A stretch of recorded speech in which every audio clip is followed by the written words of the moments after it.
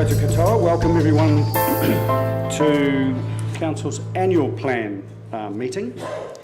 There is no public forum, so we'll move on to apologies. I'll move that Council accepts the apology from Councillor Wiley for absence, from myself for partial absence tomorrow afternoon. I have a council-oriented event, and from Councillor O'Malley from about 4:30 today.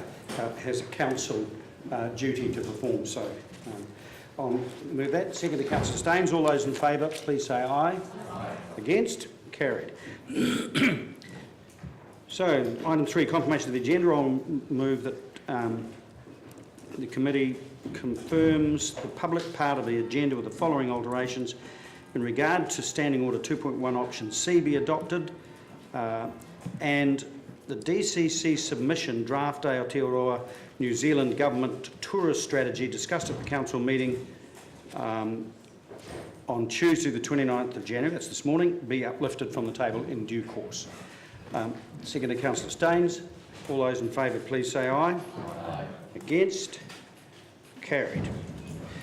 Okay, declarations of interest. Item 4, I'll move that the committee... Sorry? Oh, do you have? Yes, I'm a partner in Highland Helicopters. Can you Highland Helicopters. Okay, Councillor Elder. I'm the advisory group for Cafe Logic. Cafe Logic.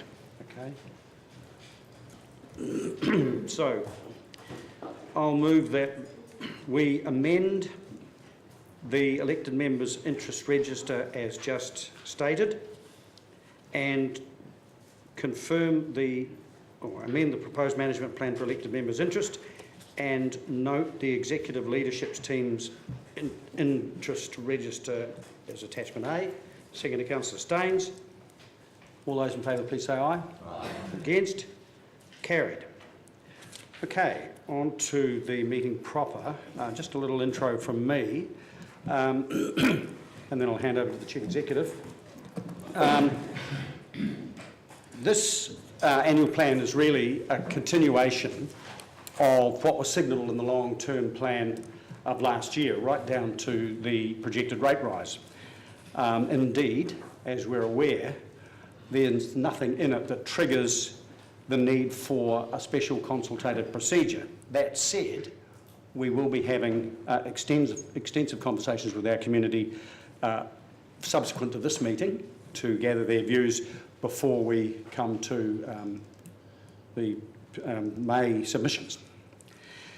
Now, I'm reasonably pretty proud of the fact that over the last 7 or so years, the DCC has overwhelmingly delivered on its projected rate rises. What we said we would do, we've done. However, I am well aware that the credit for that goes as much to staff who prepare, or perhaps that should be pair, budgets with all the analysis, trimming and efficiency searching that involves. So the credit goes to them just as much as it does to the elected arm. But it is testament to the clarity of the LTP from last year that this annual plan follows the LTP in such a clear way. So well done everyone, both elected and staff. And those projections from last year were ambitious, as was our investment program. I just learned that by this time last year, Council had spent $14 million on capital works. This time this year, we have spent $43 million to date, and it will be $85 million by the end of the financial year. That has never happened before. And now you can't do all that additional work without additional resources. Pipes don't decide where they need to go and then put themselves in the ground.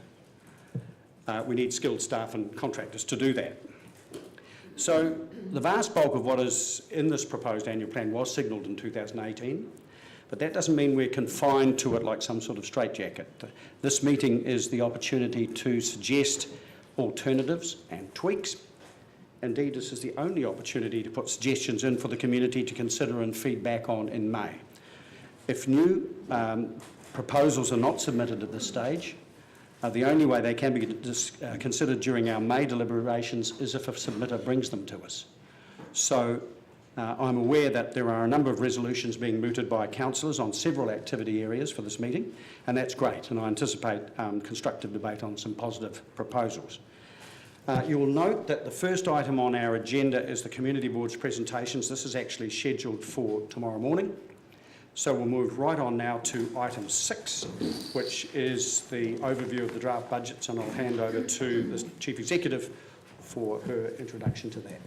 So I'll just quickly take you through some of the key points that you're going to be hearing about group by group as each of the group managers comes to you and talks through their budget and their plans, major upcoming projects and so on over the next day and a half. In a nutshell, as you're aware, this is year 2 of the long-term plan, and so we try not to deviate too much from that. We have a standard process of looking for efficiencies, looking for things that we can do better so that we can do more of them and so on, and we've been through that in order to come to you with a draft. The rate increase, the cost, the total budget spend increase up by 7.4 million, so that leads to a 5% average rate increase, which is in line with year 2 of the 10-year plan, where you promised an average 5% across the remaining 9 years of the 10 years. Other revenue increases, a projection of a 15% increase, about $22 million. I'll go through those briefly, and the operating expenditure increase is about 8% for the year. So looking at external revenue is up by about 7%. We'll cover that in a bit of detail. Fees and charges generally up by about 3%. There's some exceptions. You will have noted that I think aquatics didn't go up at all, and some have gone up by a higher amount where they are 100% cost recovery or on passing of charges. But in general, with bearing in mind we do rounding, we're looking at about 3%, which is following what we've been doing for the last few years now, while we've also had rates increases around that level, so that the increase in spend is spread out across both rates and fees and charges. On-street parking meter, there's a proposal for an increase in parking meter charges in the CBD, and we'll be talking to you a bit more about that tomorrow. And in general, you're seeing increased development activity happening in the city, which is leading to some changes in the way we do staffing. Building consents are up, resource consents are up, growth's up, and you're seeing some changes in staffing and charging as a result of that. In terms of grants and subsidies, they've gone up by 15.8 million. That's a 56% increase, almost exclusively because of work around where we engage with New Zealand Transport Agency. So the Peninsula Cycleway, road widening and safety improvement, and other work of that ilk. Personnel costs.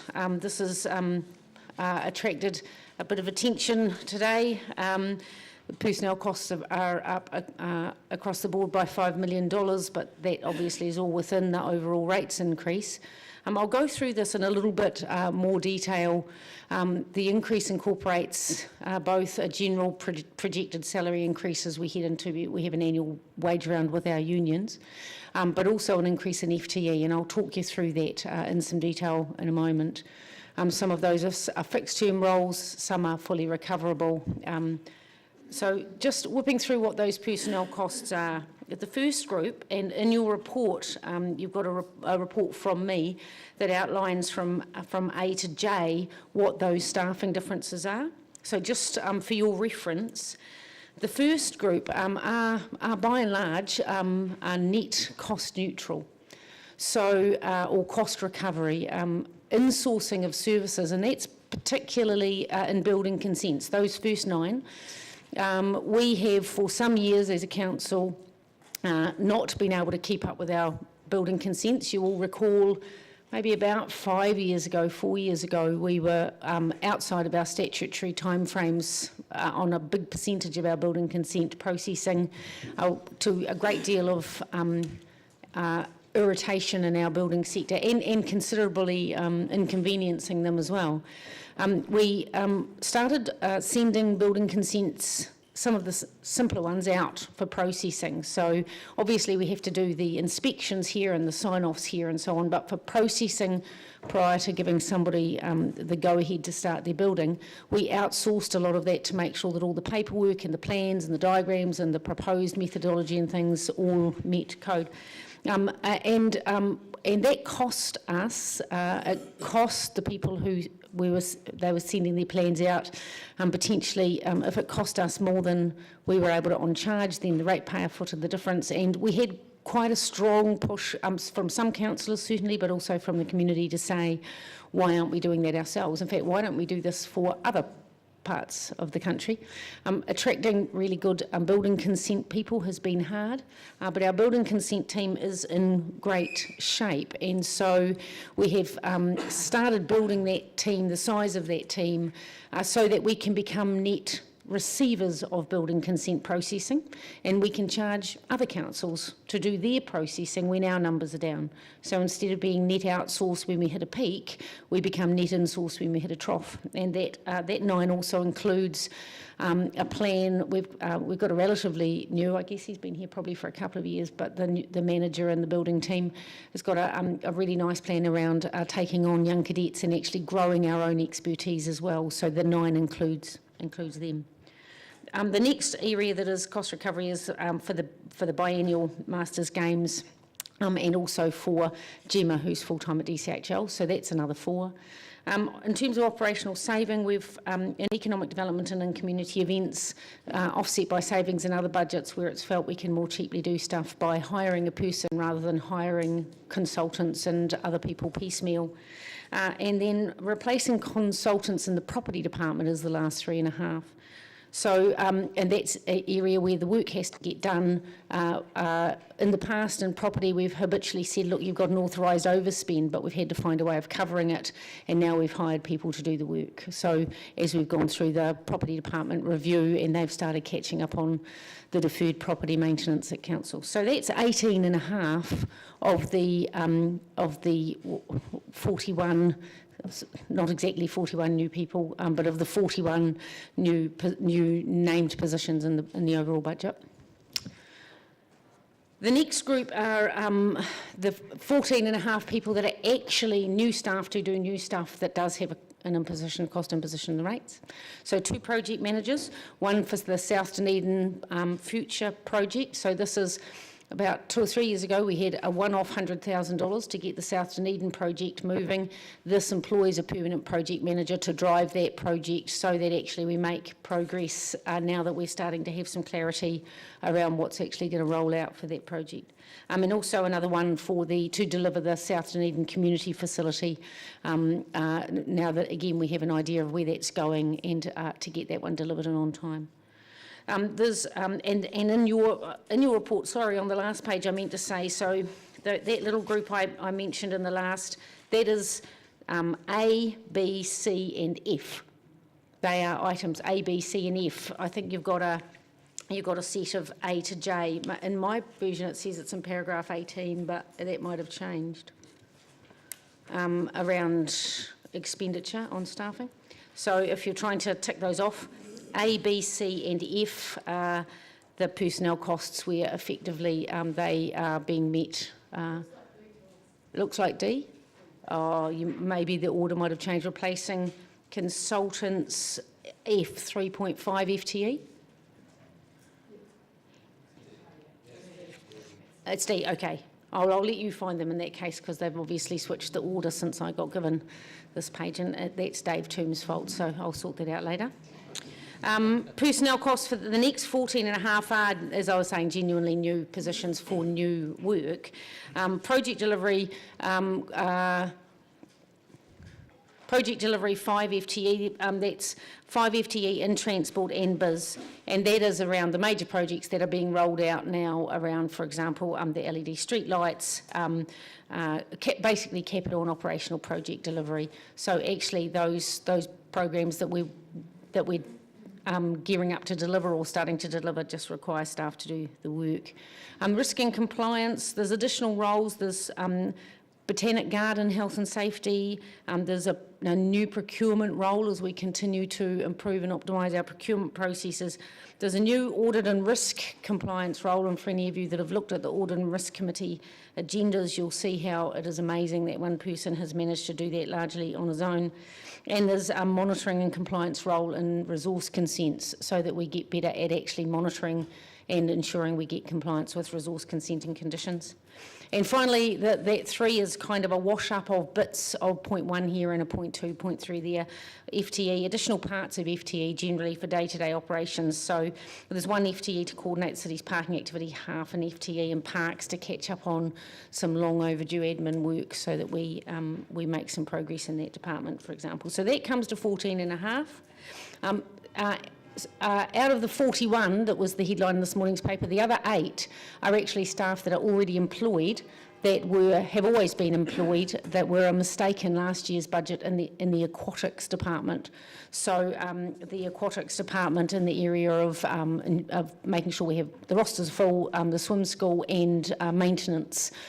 Those were previously they'd been in the budget, but somehow last year they got left out, so it's putting those back in. So there are 33 new positions, not 41, and as I say, 18.5 of those roughly are cost recovery and insourcing from things that we previously outsourced, and 14.5 are for genuinely new people doing genuinely new work. In terms of operations and maintenance, you can see in my report that's gone up by about $4.5 million. Those maintenance contracts, transport, there's about $1 million worth, a little under, of increased contracting costs, seal, pavement maintenance, and mostly that's subsidised by New Zealand Transport Agency at around about 55%, or of course 100% subsidised by NZTA if it's on the state highway, so like state highway signals, for example. Parks and Reserves. Parks and Reserves is kind of a slightly glitchy budget. It looks like it's. Just bear in mind when you look at their budget, they've transferred out the $750,000. They've taken on they've transferred the DVML payments to community events for community access to the stadium. So every year we purchase, Terry and the stadium team budget full cost for commercial use of the stadium, and we purchase $750,000 of that to be used for community events, and there's a way that they do that. So that's moved from Parks and Reserves to the community development and events team, and the other, we give them also $400,000 for major event attraction, and that's been transferred to Enterprise Dunedin. So it looks like there's these wadges of money gone out of Parks and Reserve. On the other hand, they've been offset by increases for a pretty similar amount, largely in the area of increased maintenance, and we're particularly talking about green space, trees and sports fields, hard surfaces, and the building cemetery crematorium, and additional work for Te Reone Reserve, which we all know is being delivered, so that we get the groins put in and a great local park on the way out to the Albatross colony. Property's gone up by almost $1 million. About half of that is for housing, additional and planned reactive maintenance, healthy home requirements because of legislative changes. So there's quite a lot of work going on in the property department around, as we have previously done department by department through the council. This is really the last one where we're talking about quite a lot of work to catch up on deferred maintenance. This by no means conquers it, but it begins the process. Three Waters have got another $1.2 million for water quality testing, for increased CCTV investigations of their pipe network, for the understanding of that pipe network, and as they work on increasing their renewals as they ramp up, improve wastewater process testing and increased water treatment, chemicals in the water treatment station. And governance and support services, which is kind of a wrap-up for everything else, gets about an extra $500,000. Chunk of that's because there's an election this year, so this coming year, and also biz costs around replacement of purchased software, and the general move in the council is moving away from purchased software towards software as a service, so subscription services like payroll and things with software as a service rather than us buying individual licences. Consumables and general costs is a general bucket within the overall increase. A couple of things to point out here in particular is the project management office. So a while ago we talked to you about some of our lack of experience as a council around good project management and good program management, where you have a whole program of projects that make up a suite of work like South Dunedin Future or the CBD upgrade, which is likely to have several projects within that program of work. Our project management expertise has not been extensive, and the downside of that is it leads to risk, and it leads to mistakes, and it leads to things potentially having to be done. It leads to cost overruns because you didn't get the scoping right and so on. I mean, we've seen some of these things happen from time to time, perhaps less than they used to, but still more than any of us are comfortable with. And we talked to you about potentially doing some panel procurement so that we could purchase project managers where we need them, and they get charged to the project. But quite a number of you gave us a bit of a shove back and said, well, that's all very well and good. And project managers are an expensive resource for us to purchase. Really good ones, you're talking $350,000 a year. So, and there was quite a strong pushback from a number of you to say, what is your plan so that you don't have to keep doing this forever? We don't want to be outsourcing project management. We would really much rather be insourcing this. And so we've gone out to tender, and Simon, our new Simon's been, Simon Drew's been a key part of this, which is nice, and him and his team have led this work around going out to tender and bringing on board a company that it's called consumables and general costs, but really it's, you could call it training costs actually, about committing to 3 years an extensive program of work to upskill our senior staff and to put in place a pretty rigid project management methodology across the council to have standardised procurement processes, standardised reporting processes, standardised contract management and oversight processes, reporting back to you processes and so on. That will apply to all departments of council. Now, small pieces of work, you might do the light version and things, but to absolutely standardise. At the moment, every department does this differently, and it really pretty much depends on where the manager of that department worked last and the way they did it and if they like it. And that's not ideal for us. And so this is about stamping, this is the way that things get done in the DCC. We're pretty confident it will pay for itself in time, but the work needs to kick off to get it done. Also in here, in terms of a new item, is $1.1 million for project management review, design and engagement on the Waste Futures project. So that's as we start to approach what we're going to do about the end of the current consent for the landfill, what we're going to do around curbside collection and changing the way we deal with curbside collection, and particularly looking at things like resource recovery. So that's in this section of the budget as well. Transportation, as we said, $1.7 million subsidised by NZTA, so there's $1 million for planning work for the central city, the tertiary, the bridge, the cycleway projects, and about $700,000 for scoping and designing safety work on our roads, so an increase in our safety planning and safety work. And finally, ICT, BIS have got about $1.1 million for the software licence fees. One of the big ones that's coming up is a new document management system for us. We have something at the moment that is not an easy use, and it's very old and quite outdated, and so the work has begun and to replace that and bring in a new document management system that's more in line with this day and age.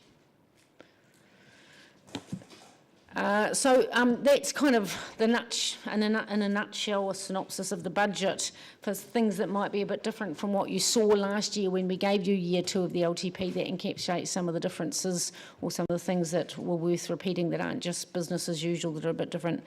In terms of what happens after these 2 days and when you have a final budget to go out and consult on, we're looking at a community engagement process in March and April, which will talk to the community about what's in the draft budgets and remind people about where that sits in terms of the 10 years that you signed off for last year. We've planned hearings for May with deliberations in late May. So although we don't have to have a special consultative procedure because it's not a formal variation to the long-term plan, which makes things a bit easier, but we are still planning to consult and to put documents out so that you can have community come back and talk to you about what they like, what they don't like, what they'd like to see, and so on. So that's the next step. This is, we go through this. The other part is there's not much in the budget today by way of capital expenditure. Some of the group managers will be able to answer some questions. It is primarily, it's year 2 of the LTP, but the final details of that will come to you in May. They have a much smaller impact, as you're aware, on the rates.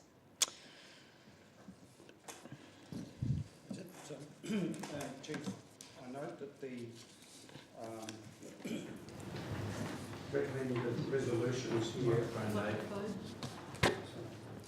Note that the recommended resolutions here, B, is consider the proposed approach to engaging with the community on draft budgets for 2019-20. You've just mentioned that we're going to. So to what extent do you want this committee to make a call? Because that's what... About? Well, it's... The resolution considers the proposed approach to engaging with the community, and that so far is quite vague. So we'll get to the end and we'll make a resolution, I guess. Right. Okay. All right. Okay. So questions of the chief. I think Councillor Lord, you had a hand up before, and then Councillor Wilson. Yeah, I just want to know.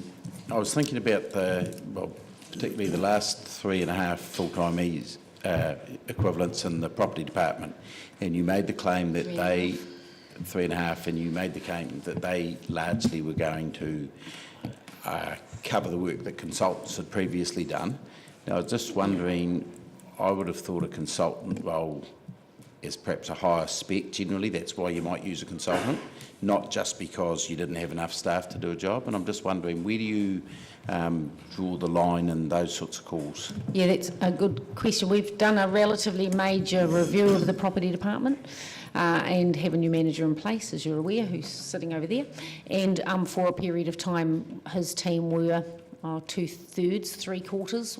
We were filling with consultants while we frantically recruited. They're hard people to get good people with. I think he has now said he is fully staffed. So now we have full-time FTEs and a work program and a planned with the group of staff that we've got. So the intention is not to use consultants, apart from where we need to buy in specialist knowledge rather than just have a bum on a seat doing the work. And so these 3.5 they're really just replacing consultants that were doing the job because you didn't have them. Contractors, I guess Sandy said is probably a better word than consultants, but that's right, because we didn't have the staff. So they're not specifically necessarily skilled to a consultant level. No, we had contractors in the budget. This category in the budget covers both contractors and consultants, and so we had some independent contractors until we could recruit permanently. Councillor Wilson. Thank you, Your Worship. I've got a couple of questions. The first one is, when it looks at project delivery, and I think you've got 5 FTEs there, are they permanent or, that was F in that paragraph? Which one? F. You've got 5 FTE. The question is, because they're project delivery and they're specific jobs like the LED and the document management system, I presume they're not permanent positions, but... Or the fixed term, I mean, I suppose. Thank you.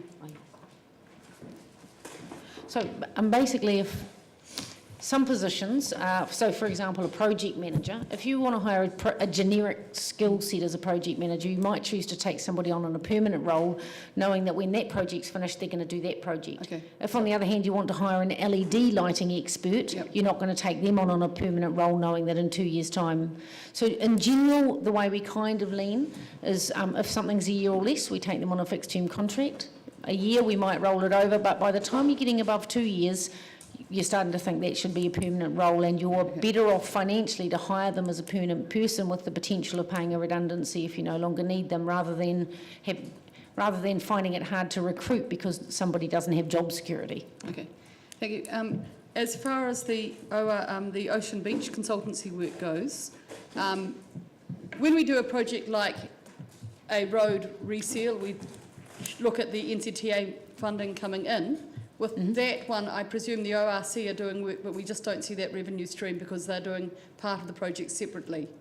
That's my understanding. I just wanted to confirm that. Just Tom? We don't, yeah. The fact that we don't have a revenue stream showing the ORC component to this doesn't mean that it's not happening. It's just that that's a separate. No, that's correct. So Yep. in that particular case, we're having discussions with the ORC around how they might contribute or entirely manage the monitoring component of that piece of work. So we're sharing the workload, if you like. But it's not shown as a shared job in the accounts. Yeah.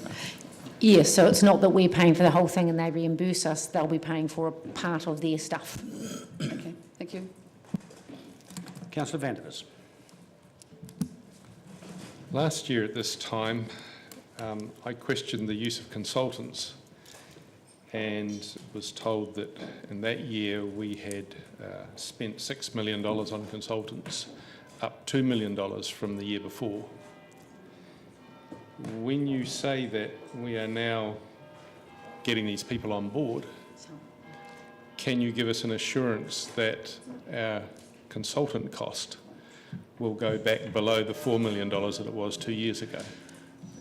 I can't tell you exactly what it will go back below, but in each case where group managers have come and proposed to have permanent staff instead of spending contractor budgets, Dave and his team have been tasked with going away and ensuring that their contractor budgets were reduced accordingly in order to ensure that you didn't end up having double dipping, having twice. So it would be fair to say we couldn't have kept within the 5% if we were paying that $2 million out twice, but that's what Dave and his team have done, yes. Maybe I'll ask him to go through and have a look at what the planned consultant spend is, and we'll see if we can add that up and give that to you before this 2 days is out. That would be helpful, thank you. Regarding the additional staff and property, my memory of last year was that we already had 13 new staff in property last year, and we're told then that this dramatic increase would stop the gaps. We're now looking at another 3.5. Why is it that a property department that ran, albeit not that well, for many, many years on a fraction of their staff numbers is now having to have this astronomical increase in staff numbers? What is it that property are doing now that they weren't doing before? Their job. I think you've answered it. Yeah, that's right. I mean, there is a substantial area of deferred maintenance in the property department, and Sandy and her new manager, who's very capable, have set about spending quite a bit of time working out what are actually the property needs. There's been a number of council properties that have received almost nothing in the way of maintenance for a long time, and so they've set about developing a work program. That work did start, to be fair, about a year ago, maybe a little over a year ago, setting out a work program. What are all the properties, when which was maintained in which way. As I say, about half the money is for our older people's housing and staying on top of new legislation around things like insulation. So it is a sizable work program, and this is really the beginning of that catch-up of deferred maintenance. So you have a full team. This is it's a bit nipped around the edges. It's perhaps not quite everything he wanted, so it's been a bit tightening of his belt in order to get everything done. And as the plan is, over time, all of the properties that council owns should be maintained and cared for out of the property department. There are some that sit in various other departments by quirks of history, and sometimes those departments have looked after them and sometimes those departments haven't. And so as David systematically goes through and takes those and ensures that they all have good schedules, make sure that they all have the right certificates for occupancy and building consent sign-offs and all of those things, which is work that has slipped by in years gone by. So I guess that, in short, that you summed it up when you said the work will now be done.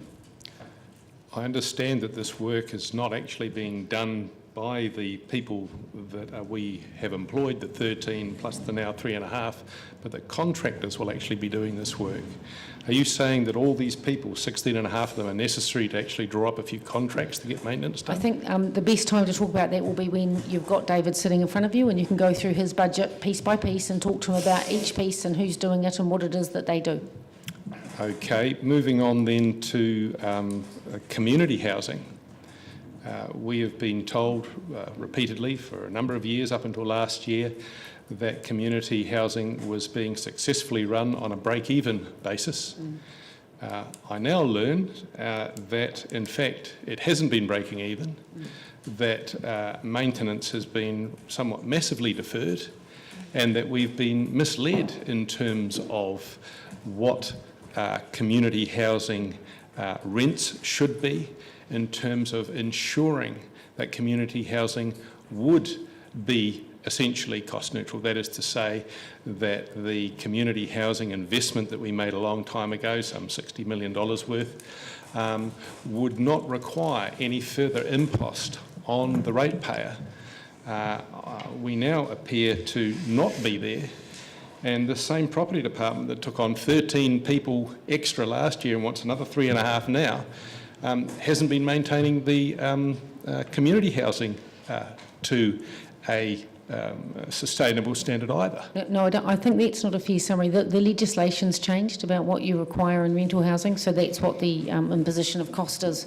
2 or 3, maybe 4 years ago, the reporting was that the community housing by and large now met the legislation of the time and was well insulated and so on, but the rules have changed somewhat, and so some of what we have to do changes. When you say you have now learned that that it's not break even, that is of course because we told you. That's right, it is this new property department manager and team that have come back and said actually we're not breaking even in the property housing portfolio. The numbers aren't quite right, they don't stack up, and we need to do something to sort that out. So, and they haven't actually been stacking up for quite some time. Again, that is in the report, that's right. So putting those things right, having the expert,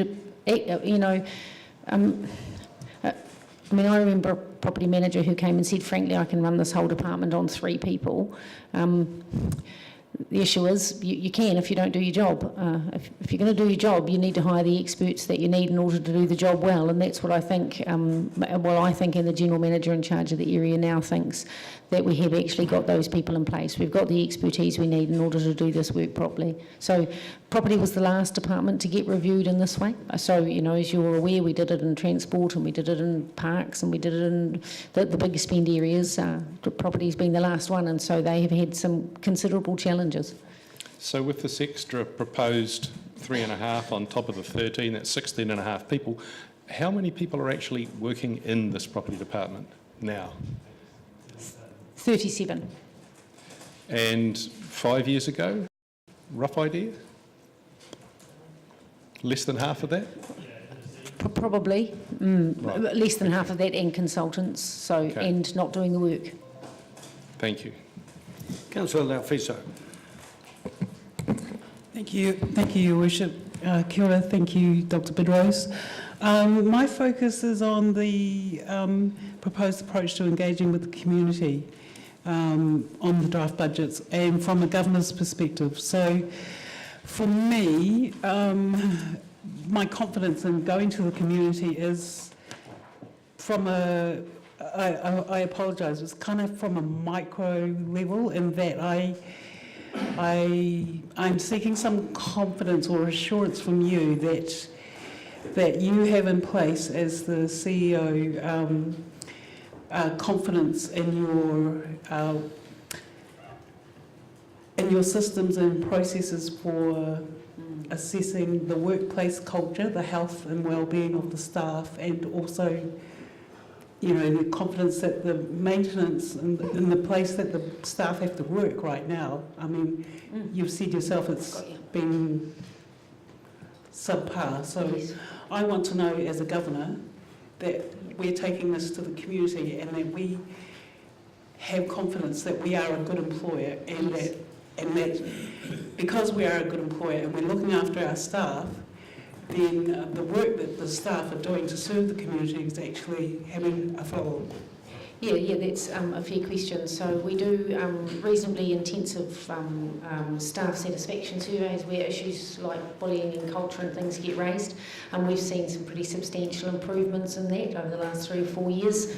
In fact, as you might be aware, IBM, who has been running our workplace health and workplace culture survey, has stopped doing that work, but in the last survey we did, they said they had seen one of the most dramatic improvements that they'd ever seen. In fact, they asked us if we'd be willing to be a case study for the change.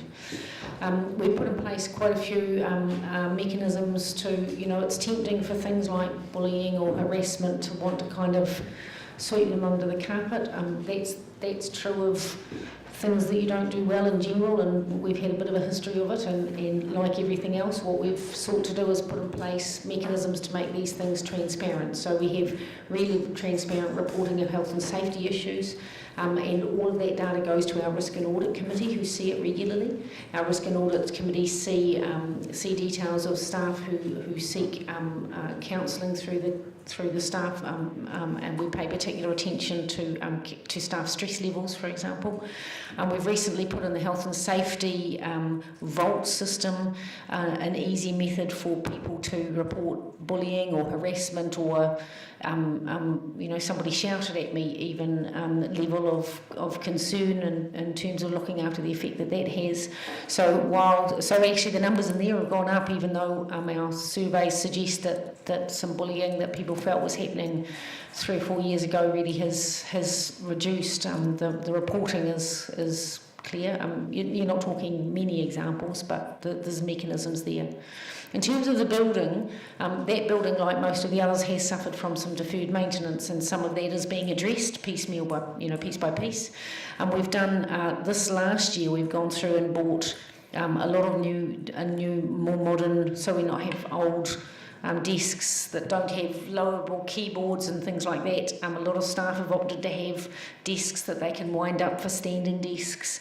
So we've done quite a bit of that kind of work. So I think our health and safety people and our HR people would say, and our property people would say, we give due attention to looking after the health and welfare of our staff, and that's all reflected in the budget too, because it does cost. Councillor O'Malley. Just drawing to the project management office, and I know it comes back in item 16, so most of my questions will come there. In fact, my question will be, will Mr. Drew be able to speak to what that office will be doing when item 16 comes up? He will, yeah. Okay, and is this basically leading to what Councillor Vanderbilt sort of raised, the property and other such things? We're bringing in, this is to bring in processes that will in fact give us greater understanding of where we're putting our resources and how we're doing efficiently. Yep, and how we're delivering, and for formal processes for scoping prior to going out, so that when the project begins we don't suddenly have to spend another $2 million because we forgot something, or for all of that project management discipline that you see around the and then place. eventually expand out to other activities that allow us to understand how we're... Yeah, well, it should be able to be used for small projects too, not just for the great big ones. So, but as they start to roll out that standardised process, the onus will be on all managers to be learning it for all projects, not just the biggies. So that'll happen reasonably year 2 probably. And then just to our consulting on the plan, point 31 says that the annual plan hearings have been tentatively scheduled from 6th of May. Should council wish to conduct hearings, Yeah. when are we going to make the decision as to when we You'll make that before we finish this set of 2 days. You don't have to have them, but our anticipation was that you would most likely want to. The test position is that it'll be over these 2 days that we'll come to a conclusion with do it or not. Okay. And if I might just add, and depending on what councillors may or may not resolve themselves, because I know there are resolutions floating around, that may trigger a different form of consultation. So we'll just. So if we have to do if you vote for something that significantly amends the long-term plan, then we have to do a formal amendment, and that triggers a process all of its own. Councillor Benson-Poe. Just on that matter, you alluded to the nature of the consultation, whatever that might be, as yet undecided, and we've just traversed it again. I don't know what's in the mind of other colleagues, but I have a couple of matters that I wish to raise. One of them I think is probably not a problem in terms of the process, but one might well trigger a special consultative procedure. It relates to rating. And if that's the case, I just want to be sure that you're quite comfortable about us raising those matters, just as I'm comfortable for not to trigger a special consultative procedure about the whole of the plan, but to take an isolated example, in this case a rating issue, out and do that separately alongside. Yeah, well, I note that one of the last items on the agenda is the rating method, and I suggest that following that is the appropriate time to determine or to decide, based on what other things we've changed or added, what the consultation procedure will be. But you're quite happy about all such matters being raised in the context of these discussions? Thank you. Absolutely. We may at any time say, right, flag that and we'll put it into that last discussion, but it will, what the council decides on in terms of a consultation method, as you allude, will depend on what we decide on some of these other things and how we approach them and what we change. Councillor Hawkins.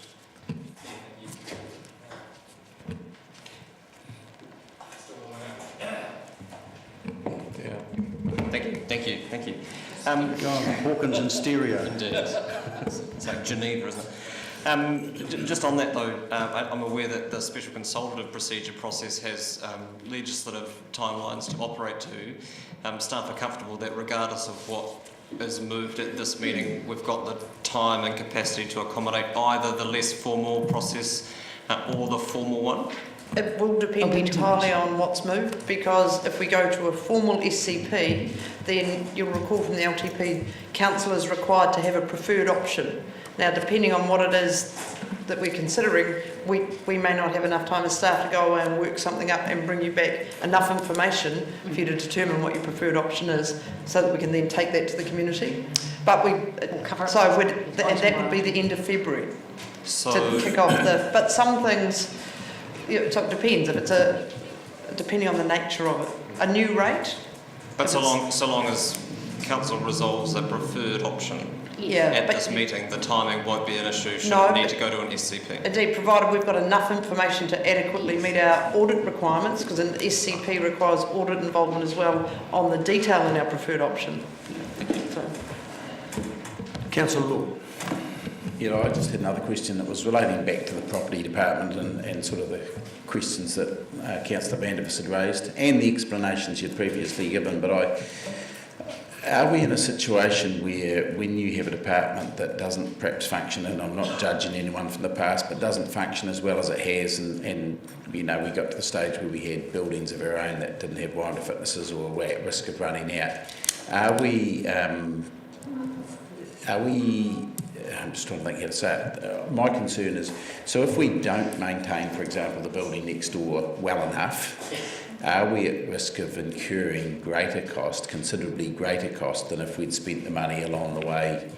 And are we making sure that as of now, at this point going forward, we're doing all the things we need to on our buildings? And I realise you can't backdate, say, 10 years of neglect overnight, but are we making sure that we do anything that doesn't incur greater than maintenance costs? Yes, so what happened was, you remember Laura, who used to run the water department, we moved her into property prior to recruiting David for the permanent job. So we moved her in on a fixed term contract across from water because she'd done this work effectively, a big chunk of it in the water department. So we knew she had form to basically go through property intensively and come up with a strategic work program that looked to work out exactly what were the things that were most important for them to deliver in each of the property portfolios that they've got, where were the areas where they had the greatest risk, health and safety risk, as you say, physical deterioration of buildings risk and so on, and then identify a work program going forward. So that work's done, and David's said about staffing the team so that he can prioritise those and work his way through that, and would be fair to say that's now exactly what his department are delivering and keeping ELT informed about that as they go. So yes, you can have confidence that he's doing that work. And we haven't, as a result of perhaps neglect's not the right word, but failure to do the job properly, we haven't incurred hugely added costs because we haven't done things properly. I don't know if we may well have. If you've got water ingress, for example, and if you don't re-roof in a time frame that's sensible, then you end up with rotting in your ceiling and rotting in your walls. It would not surprise me if we've got cases of that around the place. Yeah, he's nodding, so he's dealing with some of that.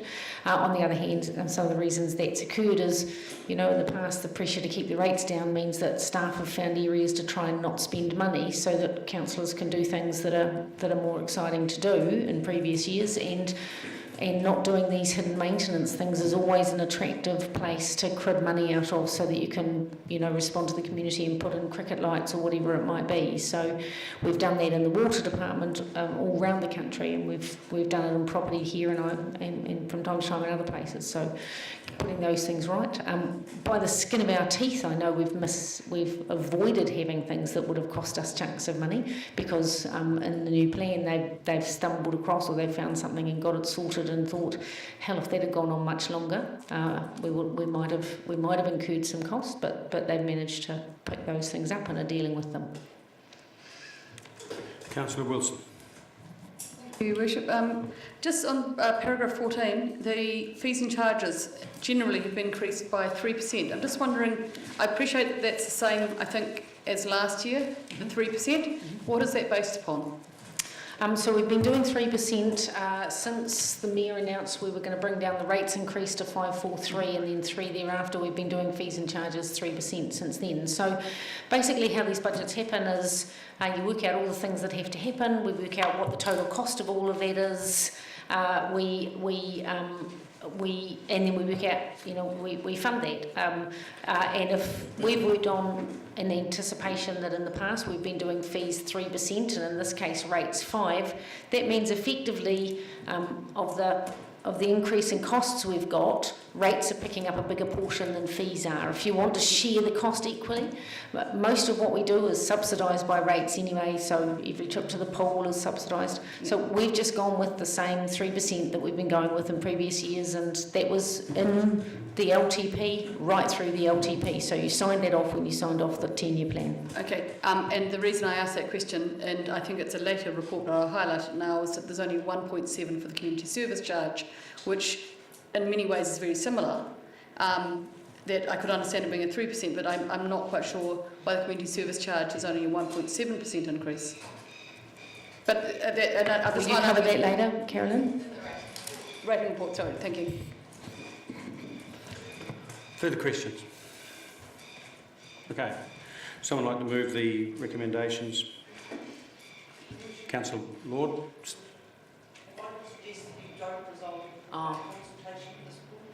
leave it till later, yeah. No. No, I think this is It just says consider the proposed approach.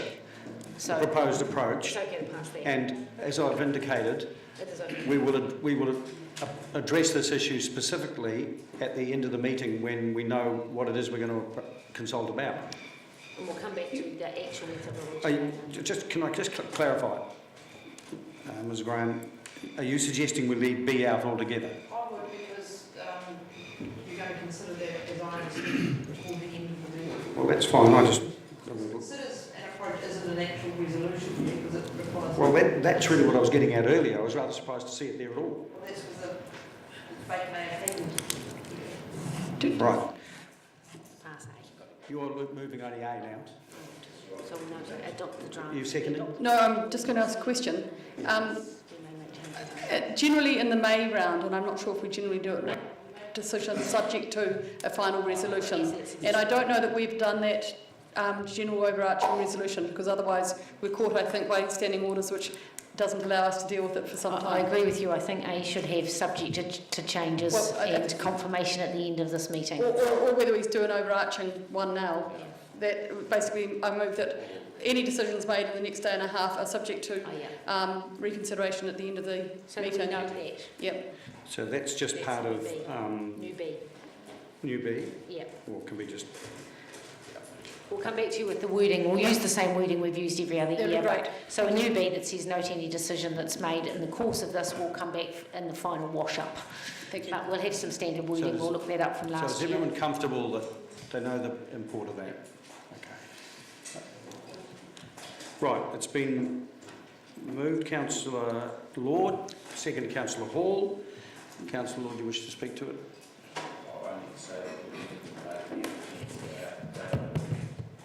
We're going to discuss it for the next day a bit, but I think, look, staff under the Chief have done a really good, well, I believe a really good job. We've looked at this, we've addressed complaints and allegations of not doing the job properly in previous years. We've, you know, made some 41 extra staff as 33. 33 full-time equivalents, whatever. Yep, that's there's significant increase in staff, and yet that's there for a reason. And if we haven't done jobs properly in the past, it's important that we do them properly now. So, yep, I just hope that we can all support this, and welcome to the debate. Further speakers? Councillor Vanders. Any big business in the real competitive world, when faced with the massive kind of debt that we have, would be shedding staff and making better use of those that remain, rather than taking more staff on, increasing costs and making the problem bigger. The number of staff increases that we have had and the reasons for them year in, year out have been many and varied. There was, quite some number of years ago, the argument that, well, we were going to charge fees and charges and rates more than inflation because local government costs were more expensive than inflation. And it turned out that there was a local government index which actually gave a figure more than inflation to show what those local government costs should be. The local government index currently sits at 1.8%.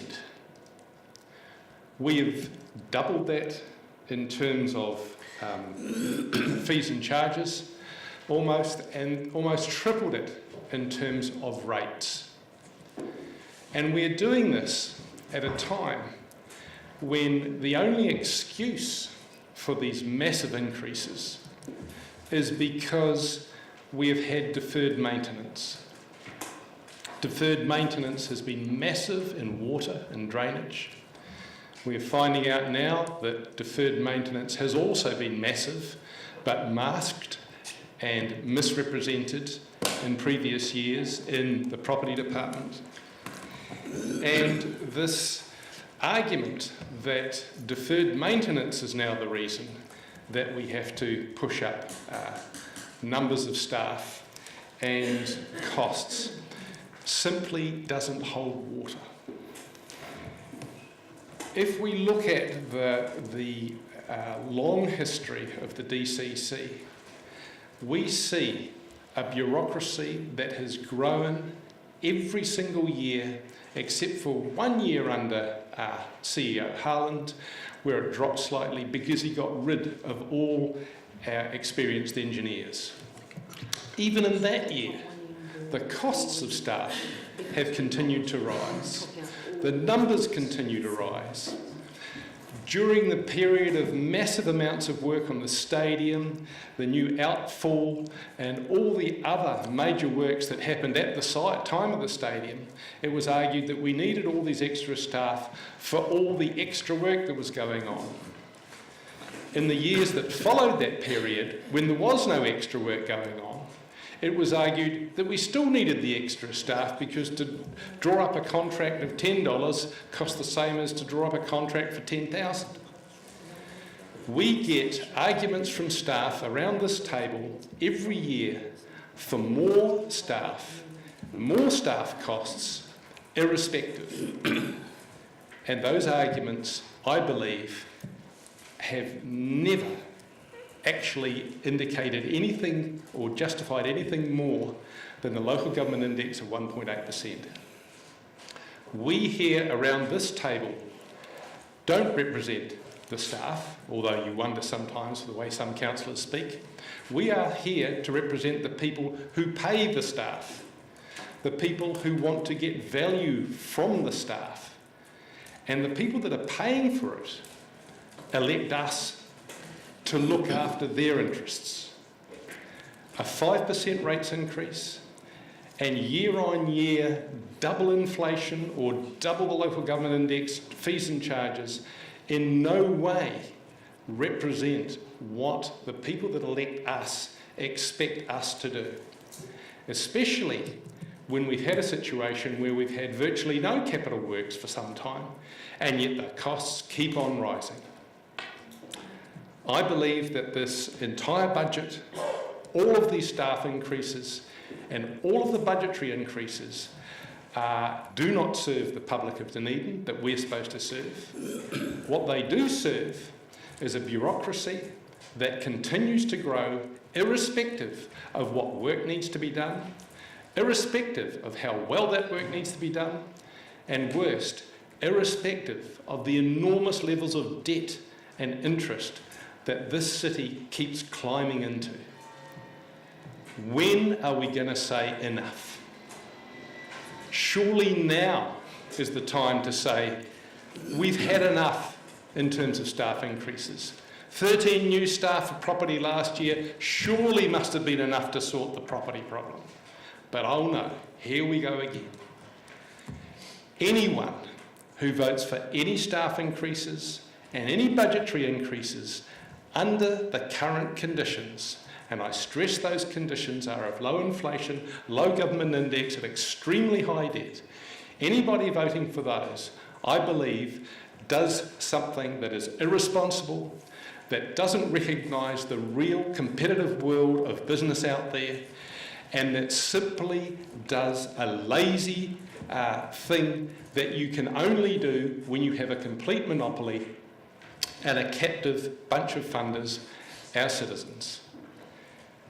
I wish all of you to consider strongly the option of simply voting against for the next 2 days all of the increases, all of the staff cost increases, and if you do want to vote for any increases, please make an argument that I might accept that there is actually a rational reason for those increases. Thank you. Councillor Wilson. Thank you. I'm going to preempt this by saying what I think the situation's like given the challenge we've just had. I think the debt levels have gone down substantially. Thank you to all the hard work of many of the staff that are in this room and in this building or in the adjoining building who have really committed to savings which we've transferred into debt repayment. That is a substantial amount that's been paid over the last 3 years. And to be Peter and the Wolf and say that we've got huge debt loadings actually undermines so much work that has happened, both at a governance but mainly at a staff level. And I just can't accept that. If we look at these individual items that have been highlighted for employment, I think the cadet scheme is probably the one thing that makes my heart sing out of that stuff. I think the thought of getting young people understanding and getting into an industry which actually has been dominated by old ex-builders and plumbers and looks like it could be with the training that I know that this council's worked on getting with the Otago Polytech as a really good way of modifying what has been a very difficult job to fill, not only in Dunedin but all throughout New Zealand. The cost recovery biennial Masters Games, it's not something that excites me. I'm sure that Councillor Hawkins almost may be of age there to participate now that he's an athlete, but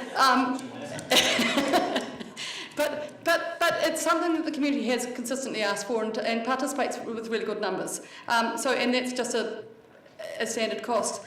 Replacing consultants and getting that in-house knowledge is absolutely fundamentally right to the way the properties department's going. And I think, again, the other thing that I think adds, that no one, I think, voted against at the time was the South Dunedin Hub or the South Dunedin Futures projects. Absolutely fine for us to say we want to do that work. Actually, you have to employ someone to do it. It's absolutely fundamentally wrong to say that you can add these things but not do them with people skills.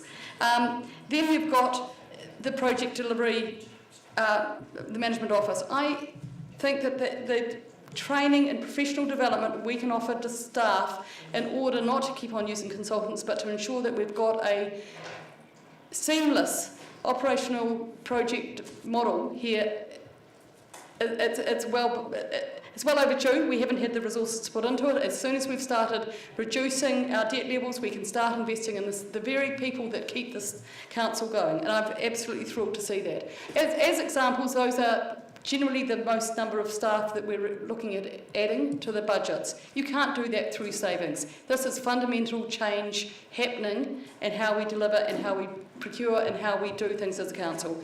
I congratulate the staff for coming back with this report, for hearing for what we've asked for and delivering upon that.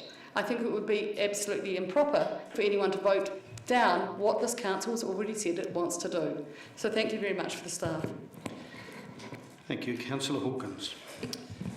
Yeah, thank you, Your Worship. I find it extraordinary that there seems to be an element within our community who are prepared to criticise council for not meeting our statutory obligations, whether that's processing building consents or otherwise, and then turn around and criticise us for hiring building inspectors and processing people to do that work.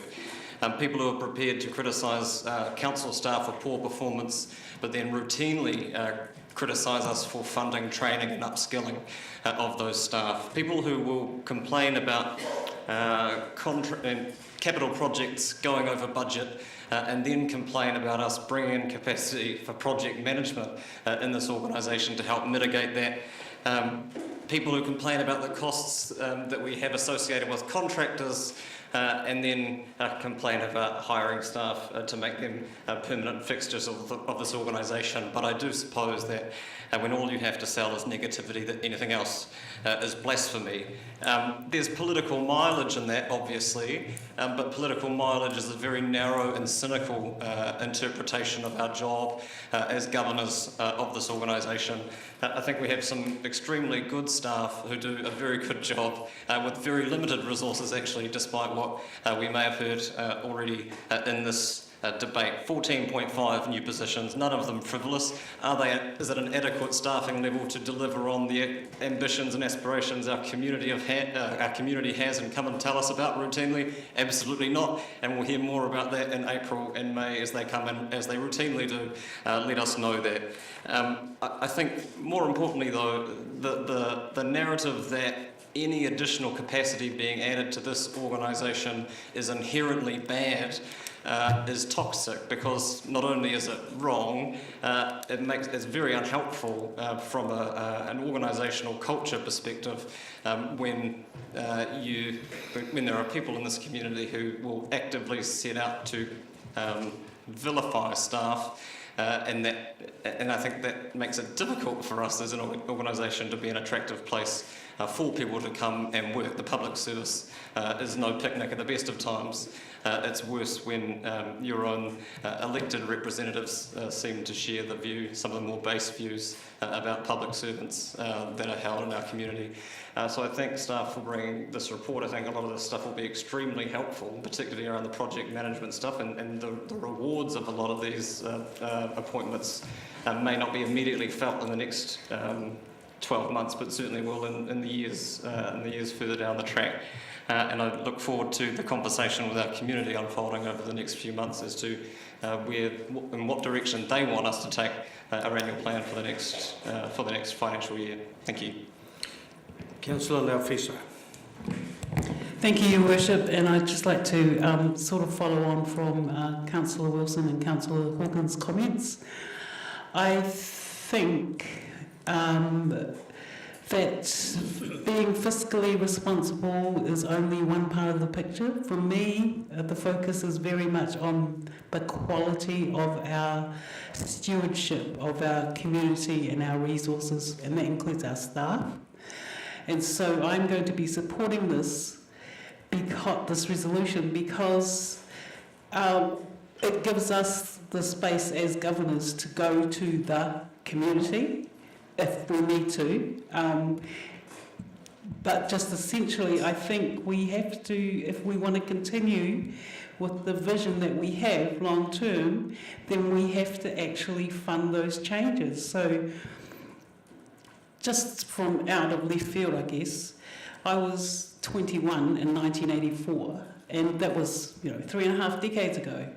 But I remember the excitement and the energy and the tremendous hope that women's networks, youth networks, unions, workers, even men's groups, they were a thing at that time, we all had tremendous energy and hope leading up to the election of the 1984 fourth Labour government that the Labour government would honour the treaty. Well, we've seen what would happen. We've been betrayed, and we've got weasel words like fiscal responsibility and free market.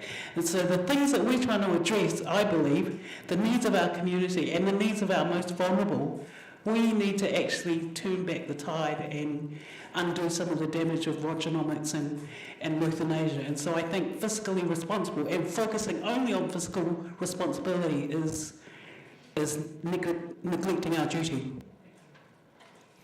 Councillor Gary. Thank you, Your Worship. The community that elected us expect us to be prudent, and they expect us to consider all of the information before us.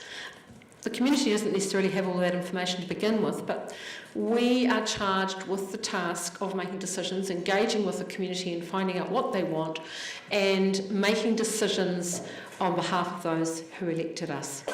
More and more is expected of us in local government. We know that in terms of regulations and so forth, and it costs more money to do. Also, costs are rising. We know that out in the business world. Any of you who have worked in the private sector or managed staff know that berating those staff and telling them that they're not valued and telling them that they need to work harder and harder and harder is not the best way to get the best out of people. We have a passionate and committed staff, and I look around the room and I think of the skills and talent we have in this room, and as Councillor Hawkins said, it is no picnic working in local government. Because often as a staff member you can be criticised by the community, but you can't answer back. You can do your job as you're asked to do and be the best you can, but it isn't always understood by members of the community, particularly those who always see things from a half-glass empty perspective. So we're on a roll here, our city. We're a medium growth city, there's exciting things happening, we've got vision, and we need to hold our nerve. And we've talked at other times about the opportunities before us, and if we're going to grab those opportunities and also put right the things that haven't been done, like the deferred maintenance, and I'm thinking of community halls that I've been associated with where the maintenance has been deferred, and that has been about not having the people to get on and sort it. I think about in the building consent area, and I think about people that have approached me really finding it difficult in their particular roles as designers and so forth to have building consent people outside of the area looking at their consent applications. Now those people are professional and have done the best job they can, but they've found it difficult having people out of context in another region doing that. So they're really looking forward to that being in-house. So I welcome these changes. I accept all of the explanations we've gone through and heard very carefully the details of why. I have confidence in that, and we can't keep on expecting our staff to do more and more and more and expect that work to be done and berate them because it isn't being done without making sure that we resource them in terms of the people to do it. So I'll be supporting this. Councillor Staines. Thank you, Wish. I feel a lot for our CEO and the staff, because it seems that they can never, ever get it right in the eyes of some people. They've been criticised for not addressing the renewals, for not delivering projects on time or not delivering them well enough, for using too many consultants, and the list goes on and on.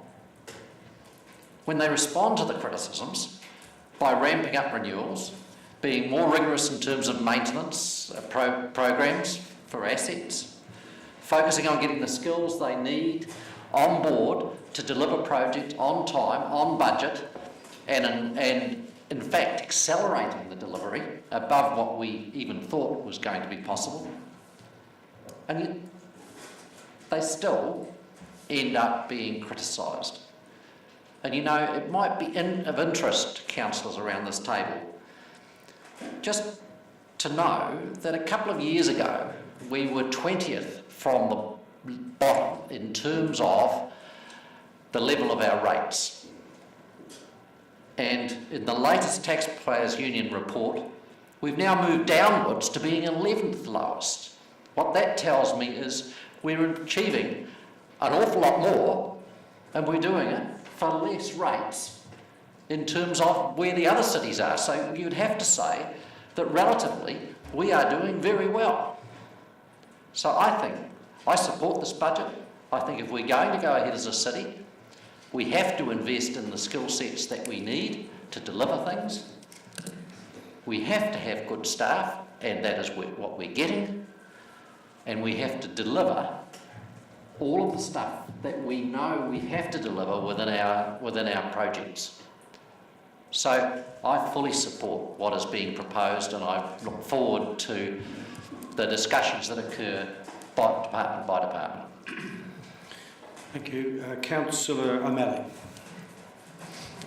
It's kind of unfortunate that we're having to do the summary speeches at the start of this meeting. But, so quickly looking at the sort of the proposed budgets, and you look at the percentage increases, if we were to say that we should only be looking at inflation adjusted, that would be true if we were a kitchen and we were providing food and we weren't doing anything to paint our roofs or look after the building. But we're going through a significant amount of maintenance and catching up on stuff of the past. So you see that in the operation and maintenance spend, 7% increase. You're going to have to staff that, and it's not, unless you believe, you know, the elves and the shoemakers is a business model, you're going to end up with staffing that's proportional to the amount of work you're doing. So we're getting an 8% increase in staff with a 7% increase in maintenance and expenditure. So they're not out of whack. The only number that's large there is the consumable and general goods number, which has gone up 37%, and that seems to be due to IT costs and other such things.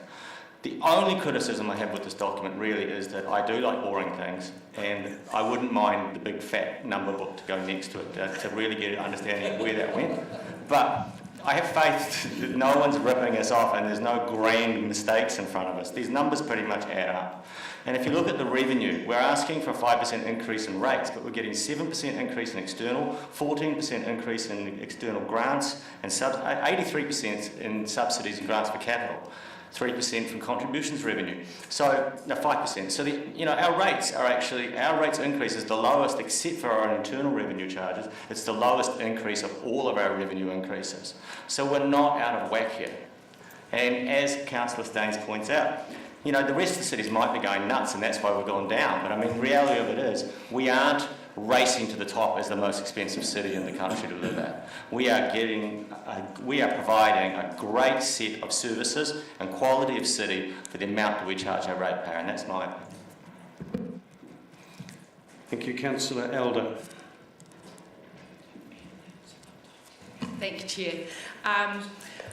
when we look at our workloads, any of us, if we have lots and lots of workloads added on to each other, so we get calls from here, calls from there, and get distracted in what we have to do, we cannot do a clear project very well.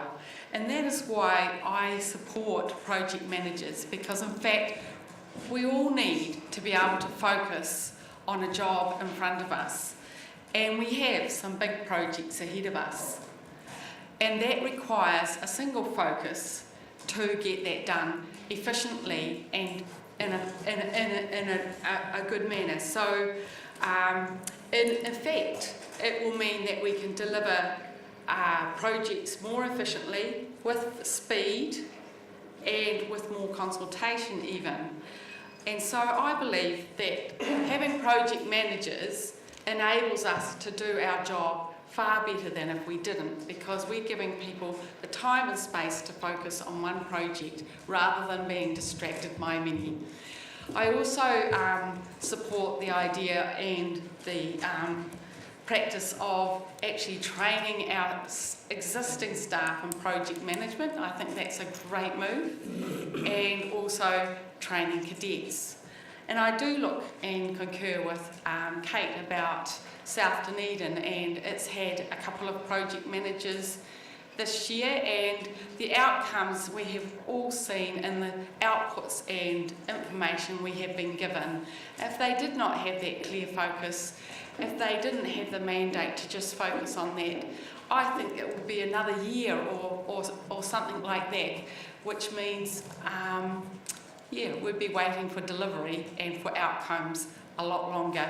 So I think this is a really efficient way of doing things, and I commend the council for doing so. Councillor Steadman. Thank you.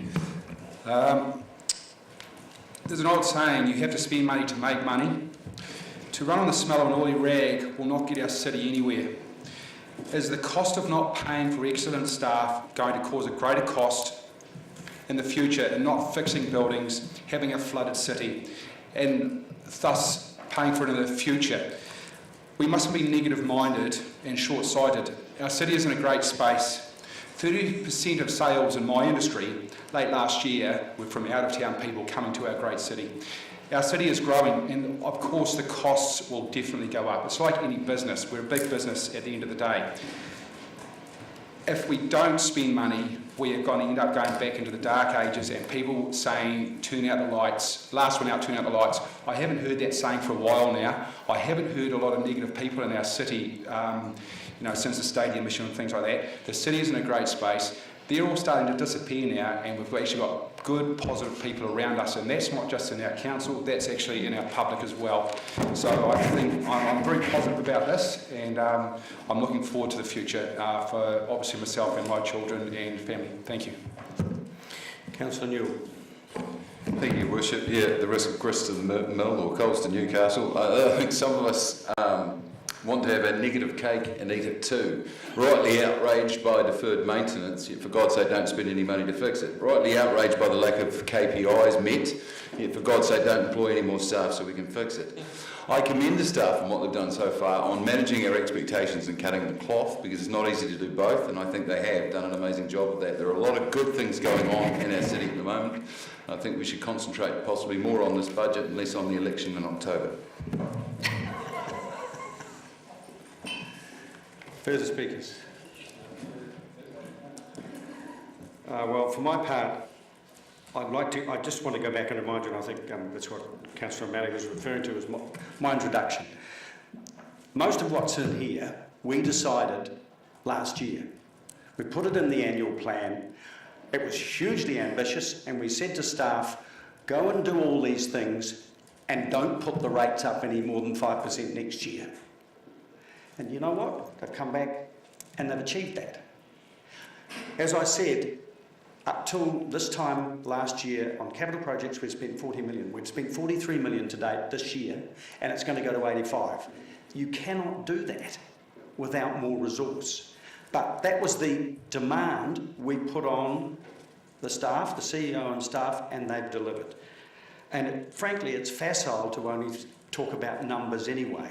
If most of the new staff that we've got actually pay for themselves, it's the cost you should be worried about.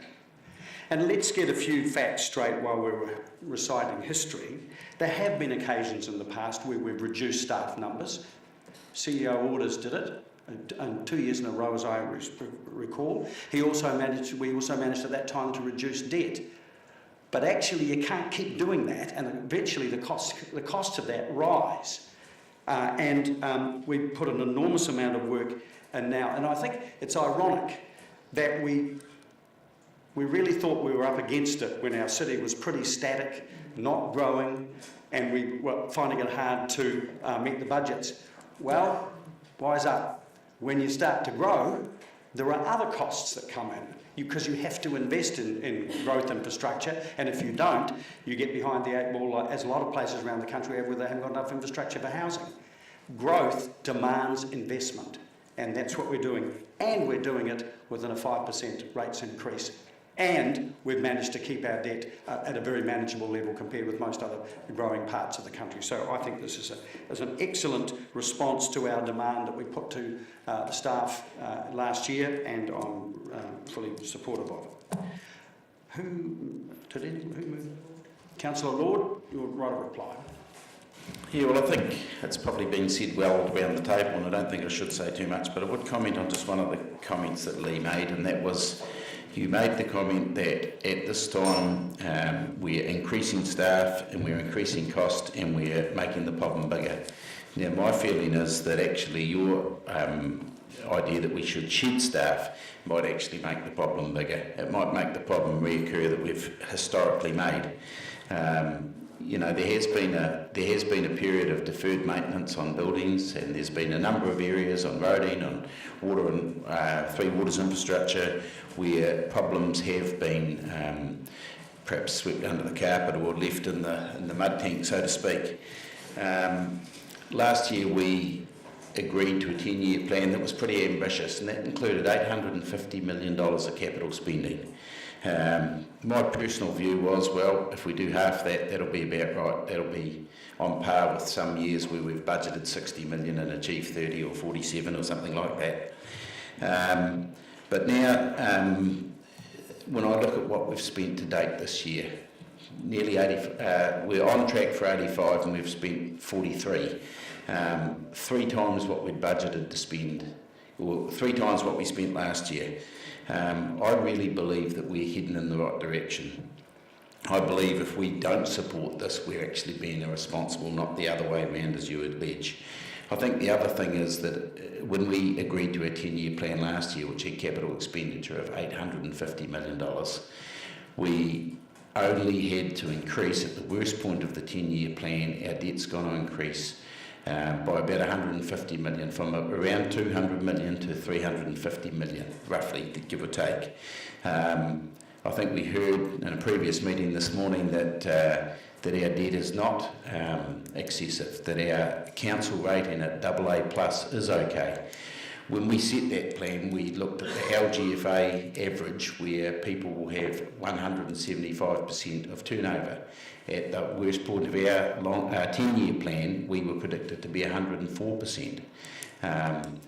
Our percentage of rates that we pay that's going to go in interest was going to be at a maximum 8%, which was well under the 20% that some councils are paying, or the LGFA average said that we could pay up to 20%. We were looking at 8%. Maria talked about fiscal responsibility. I believe this is fiscally responsible, and I'm happy to support extra staff to do the job properly. And you need them right to all departments. You need a finance department, you need a property department, you need water and waste. I can't believe what Richard and Tom's departments are achieving. I'm going to have to eat humble pie. I thought earlier in the year when Mr. Toombs came and said to me, he said, look, we need to increase the budget for CapEx for this year. I thought, oh, you're dreaming, you know. I said, it'll just settle down and we'll get back to thing. It looks like I'm going to have to eat humble pie, and I don't mind eating humble pie because it's money spent on things that we actually need. So, look, I just urge you all to vote for it. I assume it'll be 14-1, but let's see how we go. Okay, I'm going to put it. All those in favour, please say aye. Aye. Against? Division, please. Sorry, I didn't hear that. Division. Division. I was waiting for it. You're a bit slow off the mark.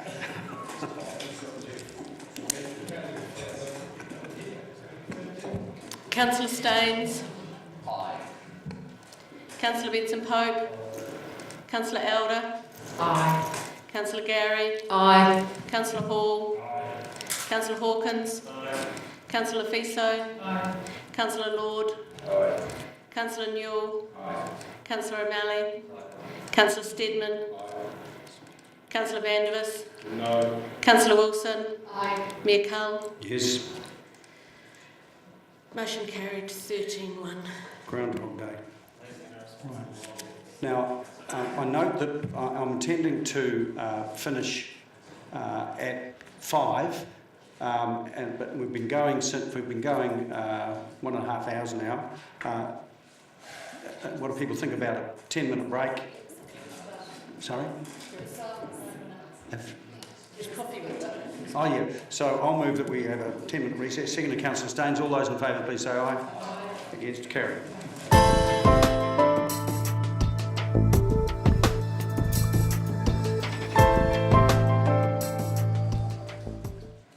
Right, we're on to item 7, councillors. Three Waters. Welcome to Mr. Dyer and Mr. Drew. I'll open it up as we usually do with questions. You've seen the report. So questions, councillors. Councillor Lord. Just one question, and it's just well, perhaps two. So the first part is, what percentage of what you're spending on Three Waters work is planned work, as in replacement renewals and those types of things, as opposed to reactive work? And the second part is the ratio right? You know. That's a tricky question. So we're seeing a whole bunch of trends in our, we're seeing a whole bunch of trends in some areas of our oversight at the moment that are trending in the right direction. So, for instance, wastewater network blockages have been trending down over the last couple of years, and we think that's a reflection of the reasonably significant amount of investment we put into renewals in that space. So that would be certainly a trend in the right direction. That needs to, but our investment in that space needs to escalate as well. So you'll see an increase in funding in here for CCTV footage. Now that reflects a need to CCTV earlier and CCTV more to be able to then forecast exactly what our renewals profile should look like with a little bit more confidence. At the moment, it's I guess our funding models and that sort of thing provide a bit more of a broad brush budgeting system. We should be able to refine that in time with more CCTV footage. So that's one of the funding items that's in here. That work that's done with that CCTV, that will enable your asset management plans to be much fuller and detailed and accurate. Yeah, a little bit more precise. However, in another space, so that you also see some additional costs in there for sludge handling and some additional chemical costs in the water treatment space. And that's more of a reflection of some of our treatment assets that are a little bit more tired. So we've budgeted this year for a couple of shutdowns for our incinerator at Te Huna. In past years, we've budgeted to have that thing running all the time. But 2 shutdowns, given its age and level of maintenance to date, is more realistic. For the LTP round, we're going to have to start looking at capital options for managing the incinerator going forward. So to answer your question, some areas of our business are moving in the right direction. We are moving to more of a planned space and seeing some of that reactive work dropping off. But in other areas, we're seeing the reverse trend. If I may, another question, but do you get to a point where you'll never be entirely just planned work? Well, there'll always be some reactive work, so do you know what the ratio would be at the moment? It varies significantly right across all of our business units, so totalling all of that up, I'd have to do some maths. Yeah, that's okay. So. Councillor Gary. Mr Dyer, I wonder if you could speak to this point. So on page 29 in the executive summary, the third point is around stormwater, and back on page 23 in paragraph 23, the final sentence says the draft budget for Three Waters reflects the timing change to stormwater capital by accelerating 3.5 million of funding to address watercourse issues in 2019-20. Is there anything that you can add to that about the importance of it or whatever? Yeah, so we've recognised the need to have a look at a couple of ownership boundaries within our all Three Waters networks. So one in the water treatment space in terms of managing backflow and that sort of thing. At the moment we have an ownership model that is quite challenging to administrate, in that the property owner owns a backflow preventer at their boundary, but we're responsible for making sure that that backflow is tested on a 12-monthly cycle. It's hugely labour intensive for us. Typically the customer can build their thing anywhere they like and becomes really challenging to find, and we typically find ourselves getting behind on those programs. And the same token, every customer in our network owns a wastewater lateral out into the street, or those whose lateral runs out into the street. They own and manage those sections of pipe, and that typically presents a challenge for individual property owners when they fail, but also for us as we go through a renewal cycle, or go through to renew a whole bunch of pipes in the street. It seems a waste sometimes to leave some of those private laterals behind. And in the stormwater space, there's a public-private boundary demarcation at the moment that probably could use some work. In this budget, we've allocated for a review of those things, and that review would need to go through a proper process. This at least a committee will need to consider the pros and cons of changing any of those things. In the meantime, we've allocated some funding for some more immediate stormwater related issues that have a public-private boundary issue. So that $3.5 million should enable us to start on some of that work and start managing some of those challenging problems. Thank you very much. Further questions? Councillor Alder.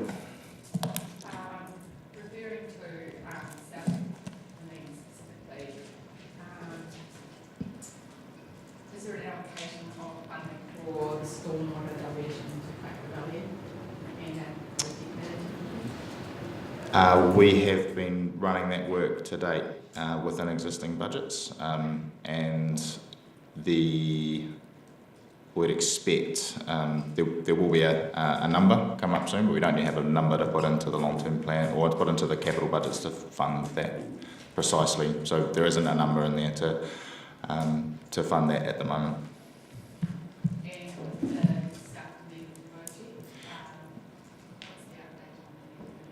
So things are starting to move. There's a bunch of investigative work that is underway. You would have seen the media release last week, and if you've been driving around South Dunedin, you might have seen them. Some drilling rigs putting in piezometers and that sort of thing to measure groundwater. So that work is underway, and then some of the sort of primary planning work that has been setting up that South Dunedin project is starting to bear fruit, and things are starting to move there. Councillor Vandervis. Looking at the stormwater renewals capital expenditure graph in the long-term plan for 2015, I note that the stormwater renewals budget for 2017 is considerably below that, and that it continues to go below that all the way to 2024, and it's only 2025 when the budget starts to get anywhere near what the stormwater renewals budget was in 2015. So we're talking a massive planned stormwater underspend between 2019 and 2024. Has there been any change in the most recent budget from this situation of significant underspend all the way through to 2024? Yes, so we have brought forward $3.5 million into the stormwater renewals budget for this coming financial year. We haven't addressed years further out, and we'll do that under the LTP. So under the years further out, we're still planning to be many millions below what the stormwater renewals long-term plan was proposed in 2015.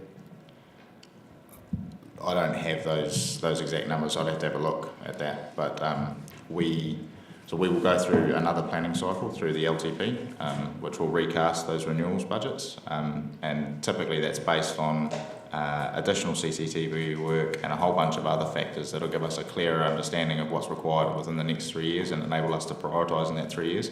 The budgets you'll see at that LTP will reflect that. Thank you. Councillor Wilson. Thank you, Your Worship. Being slightly pedantic, going to the actual proposed fees and charges, just a couple of questions. One, the 2.33 for staff per hour increase. I was just wondering what that's based on. That's the compliance monitoring, re-inspection and consent breaches. It's just not tagged to anything. Some have been 3%, some have been, or was that just to give a rounded figure of 114? Sorry, that's page 34 of 147. It's the first page of the fees and charges. It's the 5th item on that. Yep, so that was that increase was based on a couple of things, but largely the cost of those staff members' time and their vehicles and that sort of thing. Okay, I'm using you as a guinea pig because I'm going to come back to this as a question on later on that I've highlighted elsewhere. The other question I have, and again it's being pedantic, but the annual supply charge isn't, it's really a typo one. They've got a 300mm nominal diameter that comes right in the middle between 25 and 30. That's not an usual way of doing numeric stuff. And it made the reading for it quite hard. Yeah, sorry. It's unusual. Well, I'm just wondering if other size pipes have been missed out somewhere. Anyway. No, those are the nominal sizes of the metres within our network. There are very few 300 diameter metres, but as you can see there, they're all just cast based on numerical order. Well, that one needs to change, yeah, thanks. Councillor O'Malley. Thanks. I'm already down there, so I'll stay on that. Those metre rental charges, are they cost recovery for the metre, or are they some sort of volume use charge that's related to the metre? So our commercial and industrial charging works by having a charge that recovers the cost of the metre per annum, and that's what that charge is. So that's an annual supply charge for the metre. And then there is an additional, so if you have a metre that's of significant in size, you typically use a significant volume of water. Yep. And then there is so every cubic metre of water used is charged at $1.64 per cubic metre. Which is another charge. Further up? Yep. Isn't that 9 cents? Oh, down low. Okay.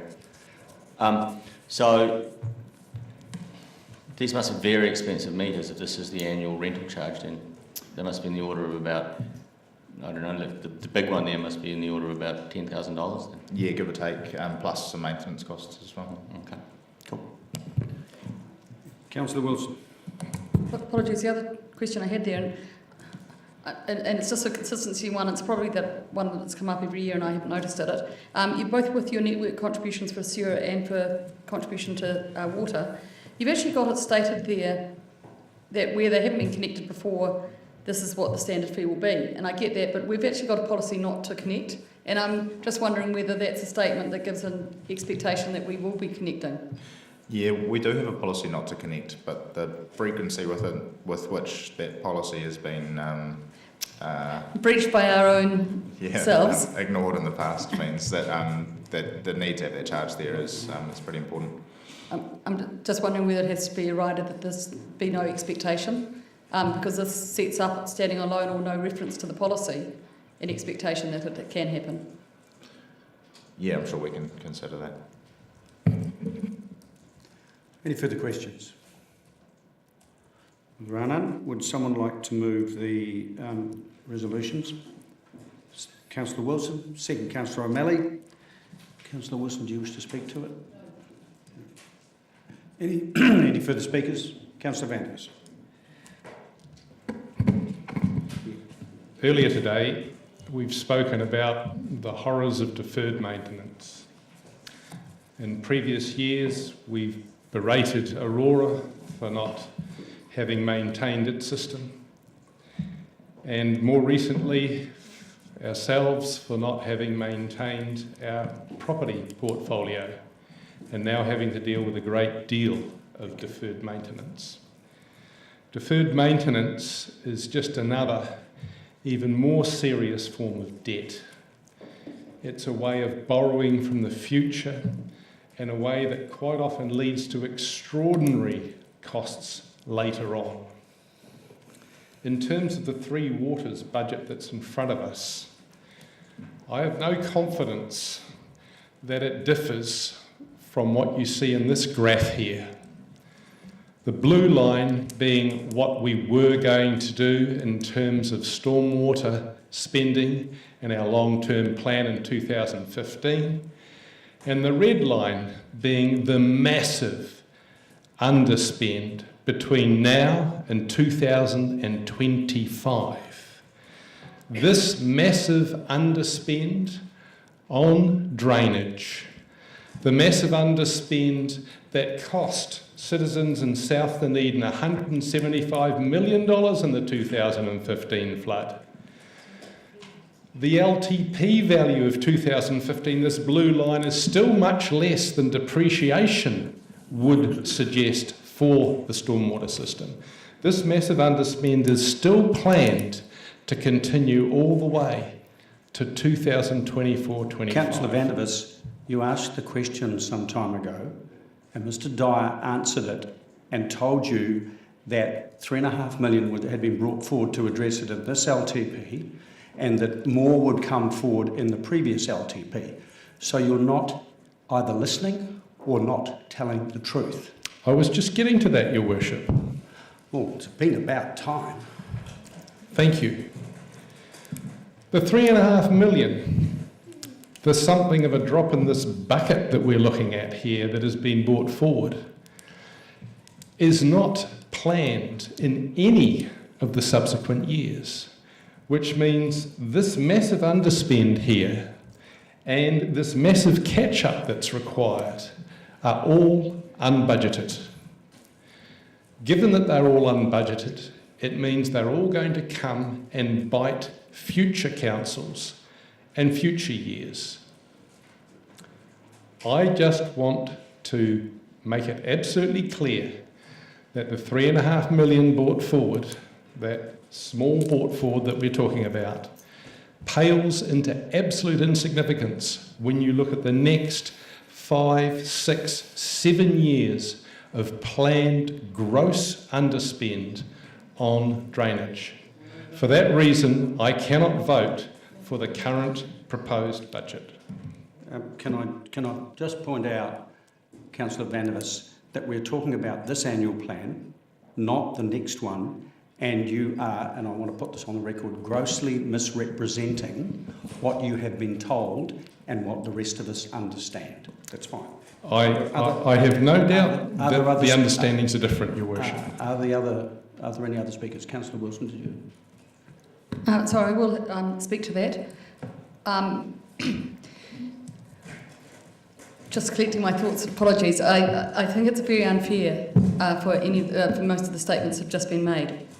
The staff have gone through a process where this report quite clearly states there's increased inspection of stormwater and wastewater networks. There's an extra $416,000 going in there for CCTV so that we can assess the situation and understand it better. It would be really remiss, to not put that money in, not to put the staff in that are going to come in to do some of this work, and yet then hit staff over the head by saying we're being irresponsible. I'm having some difficulty just understanding the last paper and this paper and the contribution of the councillor to both the motions that have been put.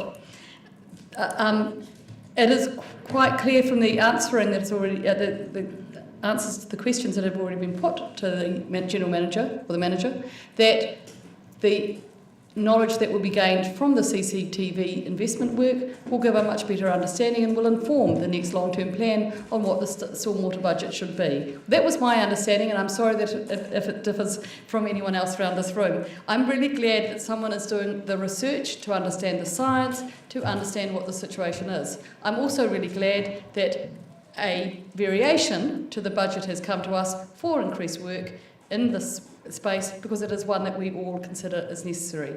On the other hand, I don't think the staff, without doing a substantial number of increases to staff, would be able to increase the commitment to the capital anymore, because it just would be too much work. So that's why I'm very supportive of this. I think it's a very sensible approach to the problem. Further speakers, Councillor O'Malley. Councillor O'Malley. I don't know if I just seem to be hearing Councillor Vanders keep referring to the 2015 long-term plan, which I'd remind him is not the current long-term plan we're operating under, which is the 2018 10-year plan. So I don't know if you'd accidentally called it the 2015 plan, but I hope you were actually referring to the 2018 plan. The reason for 2015 was when we had the flood. Point of order. Okay, so you are referring to the councillor is then referring to an old plan. Order. The councillor spoke and we're having a conversation across the table between the two members. Yes. Entirely inappropriate. Yeah. You're out of line, Councillor Vanders. Could you go back a bit so that we can all hear you, because we didn't... It appeared that Councillor Vanders was referring to an older long-term plan. So the 2018 long-term plan is the one that we're operating out of, which is the one that this annual plan gets its instruction from. So I don't really see the pertinence of referring to a now basically timed out long-term plan.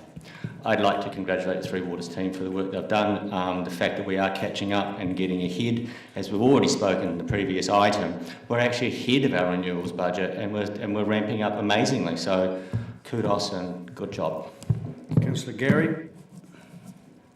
Thank you, Your Worship. I just wanted to acknowledge the work that went into this timing change to the stormwater capital by accelerating 3.5 million to address the watercourse issues in 2019-20. I know that a lot of thought has been put into that, and I know it's responding to a very difficult issue overall, and I commend you for that. Further speakers? Councillor Elder, do you wish to speak? I can see that a lot of investment in project management and in looking at and researching what the issues are could foreshadow, therefore, an increase in budget in the next long-term plan. And yeah, I just commend you on doing the research. Someone would like to move the resolutions? Councillor. Oh, sorry, you already did. Oh, and we've just talked about it. Right. Do you want to exercise your right of reply? I think I've repeated them. Right, okay. I'm going to put it. All those in favour, please say aye. Aye. Against? No. Carried. Right. Thank you, gentlemen. Oh, Simon, you're staying there. Yeah. On to item 8, waste management. And, sorry? Oh. Life change, but we've got Richard's early. All right. He was going to be last, he wasn't going to be here. That's right, I remember now. Yeah. Road into the Strand. But hang on. 17, we were going to do it tomorrow. Road, yeah. Now, item 17, welcome Mr Saunders. Page 6 of 7, 17, roading and footpaths. Oh, sorry, I'm on my agenda. Oh, yeah, thank you. Right. We'll start with questions, councillors, on roading and footpaths. This is item 17.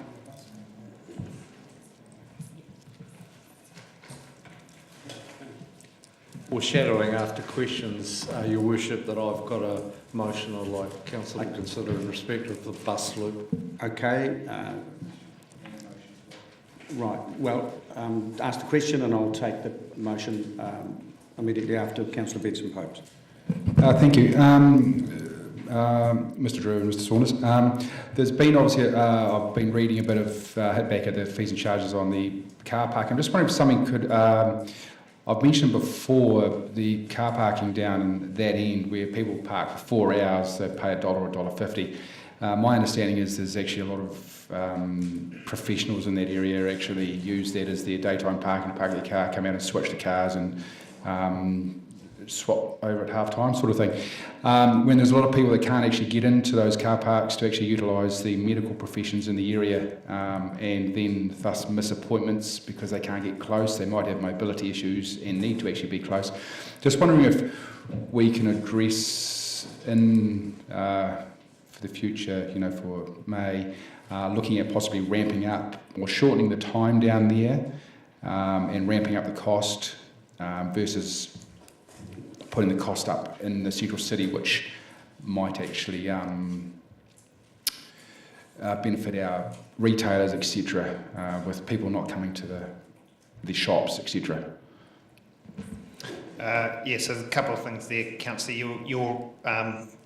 The conversations you've heard around the south end are the same ones we picked up through the recent parking change proposal that went through pre-Christmas, and that had some changes around that Vogel Street area, but there was a request for other changes further south to bring in parking restrictions that would better benefit some of those medical and other businesses at that south end. They would be part of one of the future packages of parking changes, and we did indicate through those reports that first stage, which included some around the North Ground, some in Vogel Street, and then a few for the bus hub and some other clean-up changes, were the first of a number of packages that we will now be bringing back to council on a regular basis as far as parking goes. The parking in the central city and the proposed changes in price for the existing parking zones, so there's no specific changes, they're just blanket increases to the various pricing zones we've got under our current price policy, is more in response to the fact they haven't been adjusted for 10 years and looking at other metropolitan centres around the country where lower in some, higher in others, but we're overall at the low end of that pricing scale, and we're trying to bring in make it more relative to our off-street parking buildings, which do have vacancy, but in a number of cases are more expensive on an hourly basis than the street parking outside. So two different issues, but that your first issue will be dealt with under subsequent parking changes. And the initial, what we've put forward as a proposal is based on the work we've been doing on parking charges recently. Do you think if we shortened the time in the central city so people could just whiz in and out, get the medication, whatever, would help people get into the parking buildings, the off-street ones possibly? No, look, we do look at the time restrictions and the balance of 5 minute, 30 minute, 1 hour, and we do obviously take feedback on board from businesses about what length of parking suits the majority of users in a specific area. So those sort of changes can continue to be made as well, but there still needs to be an underlying decision made about the cost of our prime parking in the central city. Councillor Wilson. Just, I think I'm misreading something. I'm just going to the page on fees and charges and just understanding the parking operations on the first examples here. The outer zone all-day parking, and it's per day, it's the only one that's per day, the others are hourly, so it's under a heading that says hourly, so it's slightly confusing, is $6. So I'm just understanding that and that's only gone up 20%, yet for 4 hours it's $6 and also in the outer zone. So you can get all day at $6 or 4 hours at $6. What is the thinking with that differential? Because there's only a certain number of areas in the city that offer all day on-street parking, and they're different areas to those that offer 4 hour parking. We do recognise that there is demand for those all-day parks, which are reasonably close to the city centre, but they are dealt with as a separate category to those 4 hour parks. So again, without wanting, these may be subject to future reviews, but in terms of this review, we felt that an increase of $1 was appropriate without a need to go any further than that.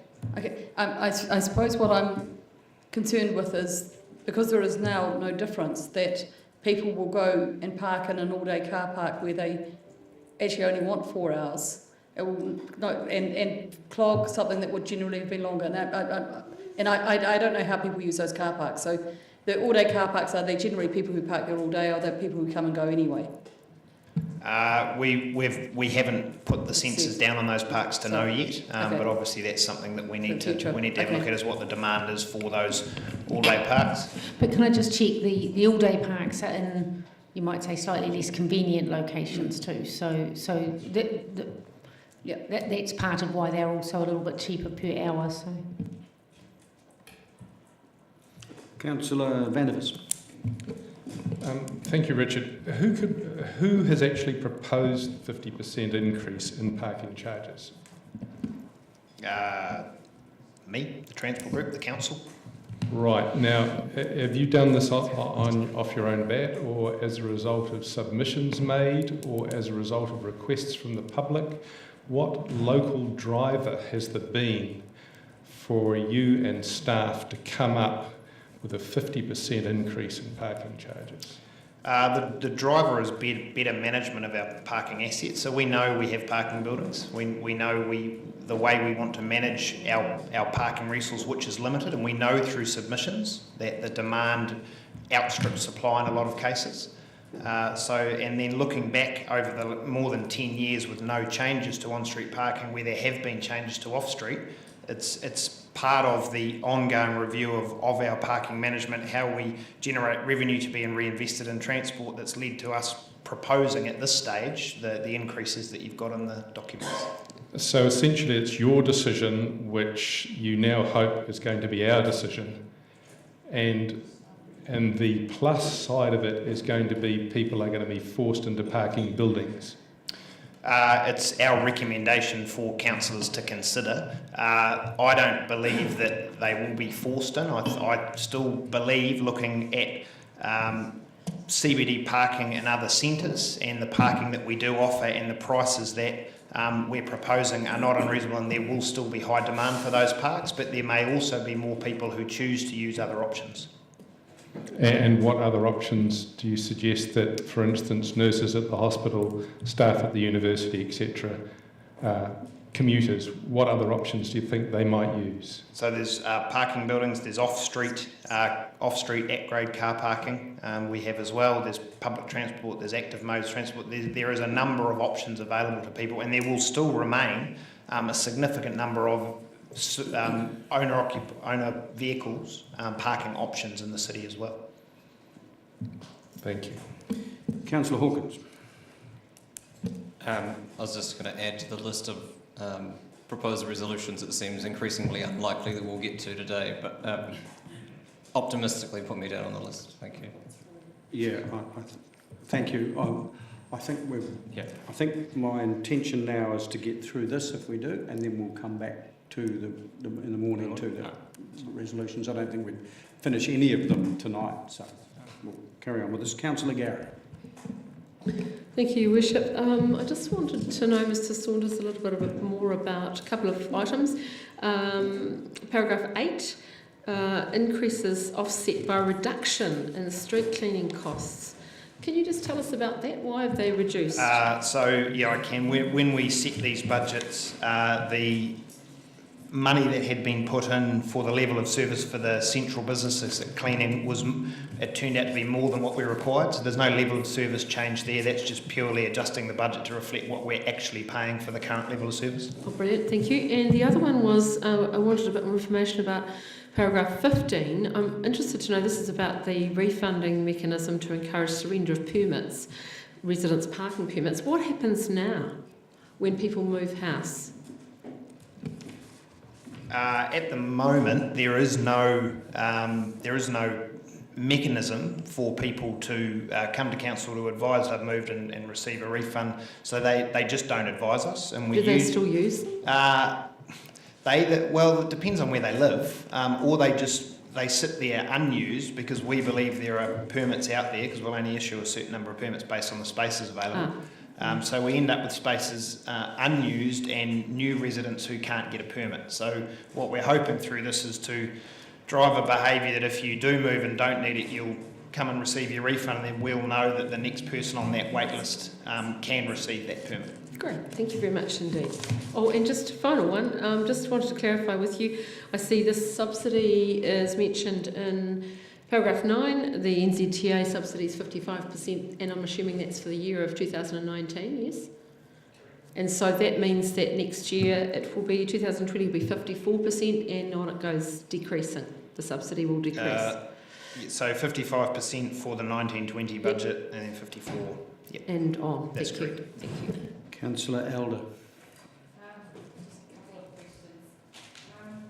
Presently, who provides the majority of parking in the central city area, like in the total central city area? DCC. So how much is in parking buildings? Oh, I don't have that breakdown, Councillor. Because there's quite a few options. Do we have the price point for, say, Wilson's per hour? I don't have Wilson's, I just have DCCs, but I understand that our team that manages our property team do liaise with Wilson's on fees, and that the lease agreement requires that conversation to happen, so we are aware of their price points. Okay. I just thought that, yeah. And the other thing is, the Labour Greens government are looking at putting more budget into walking and biking, and I was just wondering if the subsidy is increasing when it comes to the development of those things. We're still waiting for the final announcement on how they're going to manage the subsidy around walking and cycling. I believe it will be an increased subsidy, similar to there was under the previous government, the Urban Cycling Fund. Yes. We're just not sure exactly what that mechanism will be yet, but we're fairly confident that they will, and we're fairly confident through the work we're doing and what we're proposing, we'll have projects in the pipeline that can make the most of that subsidy. Awesome, thank you. Councillor Benson-Pope. Thank you, Your Worship. Really follows on from the cleanliness, street cleaning issue that Councillor Gary raised. I guess no one would be especially agitated at the moment that our central city streets are dirty because they're in poor repair. But clearly, in due course, if we start on the George Street work, there will be very high quality finish of varying types throughout the place, which will demand a higher level of both maintenance and cleaning. You acknowledge that that's the case, and in due course we'll have to revise the level of funding available to ensure that the new asset is properly maintained? Yes, that's correct. So certainly an important part of the development of that, the George Street as the first project, will be understanding exactly what the maintenance requirements are for anything we're putting in and having it appropriately planned and budgeted for. So that will need to come as part of the design development conversation. That's fine. And would you anticipate that that will include cleaning, not just sweeping, which has been the long-term problem with the current paving and filthy pavements under the verandas?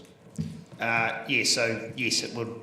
Depending again on the selection of material, there will need to be a proper cleaning program put in place. Thank you. Can I follow up on that? It occurs to me that the finish that you put down will determine to what degree it's easy to clean. So do you consider the capital cost of a higher class or higher gloss or smoother finish compared with a more porous one in light of the different cleaning costs?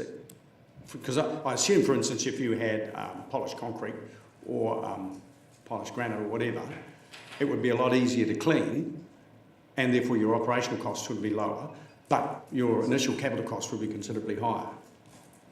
Yeah, the whole of life cost of the assets we put in need to be understood when we make that decision. So again, part of that process to cost them will also be costing those, understanding those maintenance costs over the life of that asset. So we'll have a much better understanding and enable us to develop the asset management plan properly and then set the budgets properly. Okay, thank you. Councillor Vanders. In terms of the real squeeze that we have on parking, especially in CBD areas, have you considered having dual use for some of our green spaces by putting goby blocks down? These are the concrete blocks that allow grass to come through and still get mowed. Have you considered them for either, I'm thinking Sinclair, which was Councillor Stedman's issue, or have you considered them for a number of the other green spaces nearer the university and the hospital, for instance, that the DCC owns, but could provide extra car parks in? Have you considered using goby blocks in any of the inner city areas? Not at this point, we haven't, no. Okay. Further then, have you considered areas, for instance, along Queen's Drive and the Queen's Belt? I'm thinking particularly around Moana Pool, where there's regularly informal parking in the ditch beside the road there. Have you considered putting a 30k zone around Queen's Drive and allowing or encouraging parking along all that length of Queen's Drive, again, not by goby blocks this time, but simply by putting some coarse metal in the ditch? We've certainly had conversations amongst the safety team around the speed of travel on Queen's Drive. We're aware that it's popular for parking. We haven't explored filling the ditches in with metal, and I would need to speak to our colleagues in Three Waters to understand the risks of that before we went down that path. We're certainly open to having a look at any area for parking, provided it's safe. And Queen's Drive's one that the team have talked. It's becoming more popular as a recreation space as well, and that needs to be considered. But certainly spaces like that where there is effectively a formed carriageway, we could review. And would you also look at the bottom of Littlebourne Road, which used to have a lot of informal parking until someone put some very large boulders in the road near Moana Pool, so that you can't now? It's the bottom end of Littlebourne. Yeah, again, we can do, provided that it's suitable for parking. And if it was suitable, would you look at goby blocks, or would you simply metal it? Case by case. Thank you. Right, any more questions? Would someone like to move the resolutions? Councillor Gary, seconded Councillor Hall. Do you wish to speak to it, Councillor Gary? No, only just to say, to thank the staff for their work in getting the budget to this place and commend them for the work that is planned.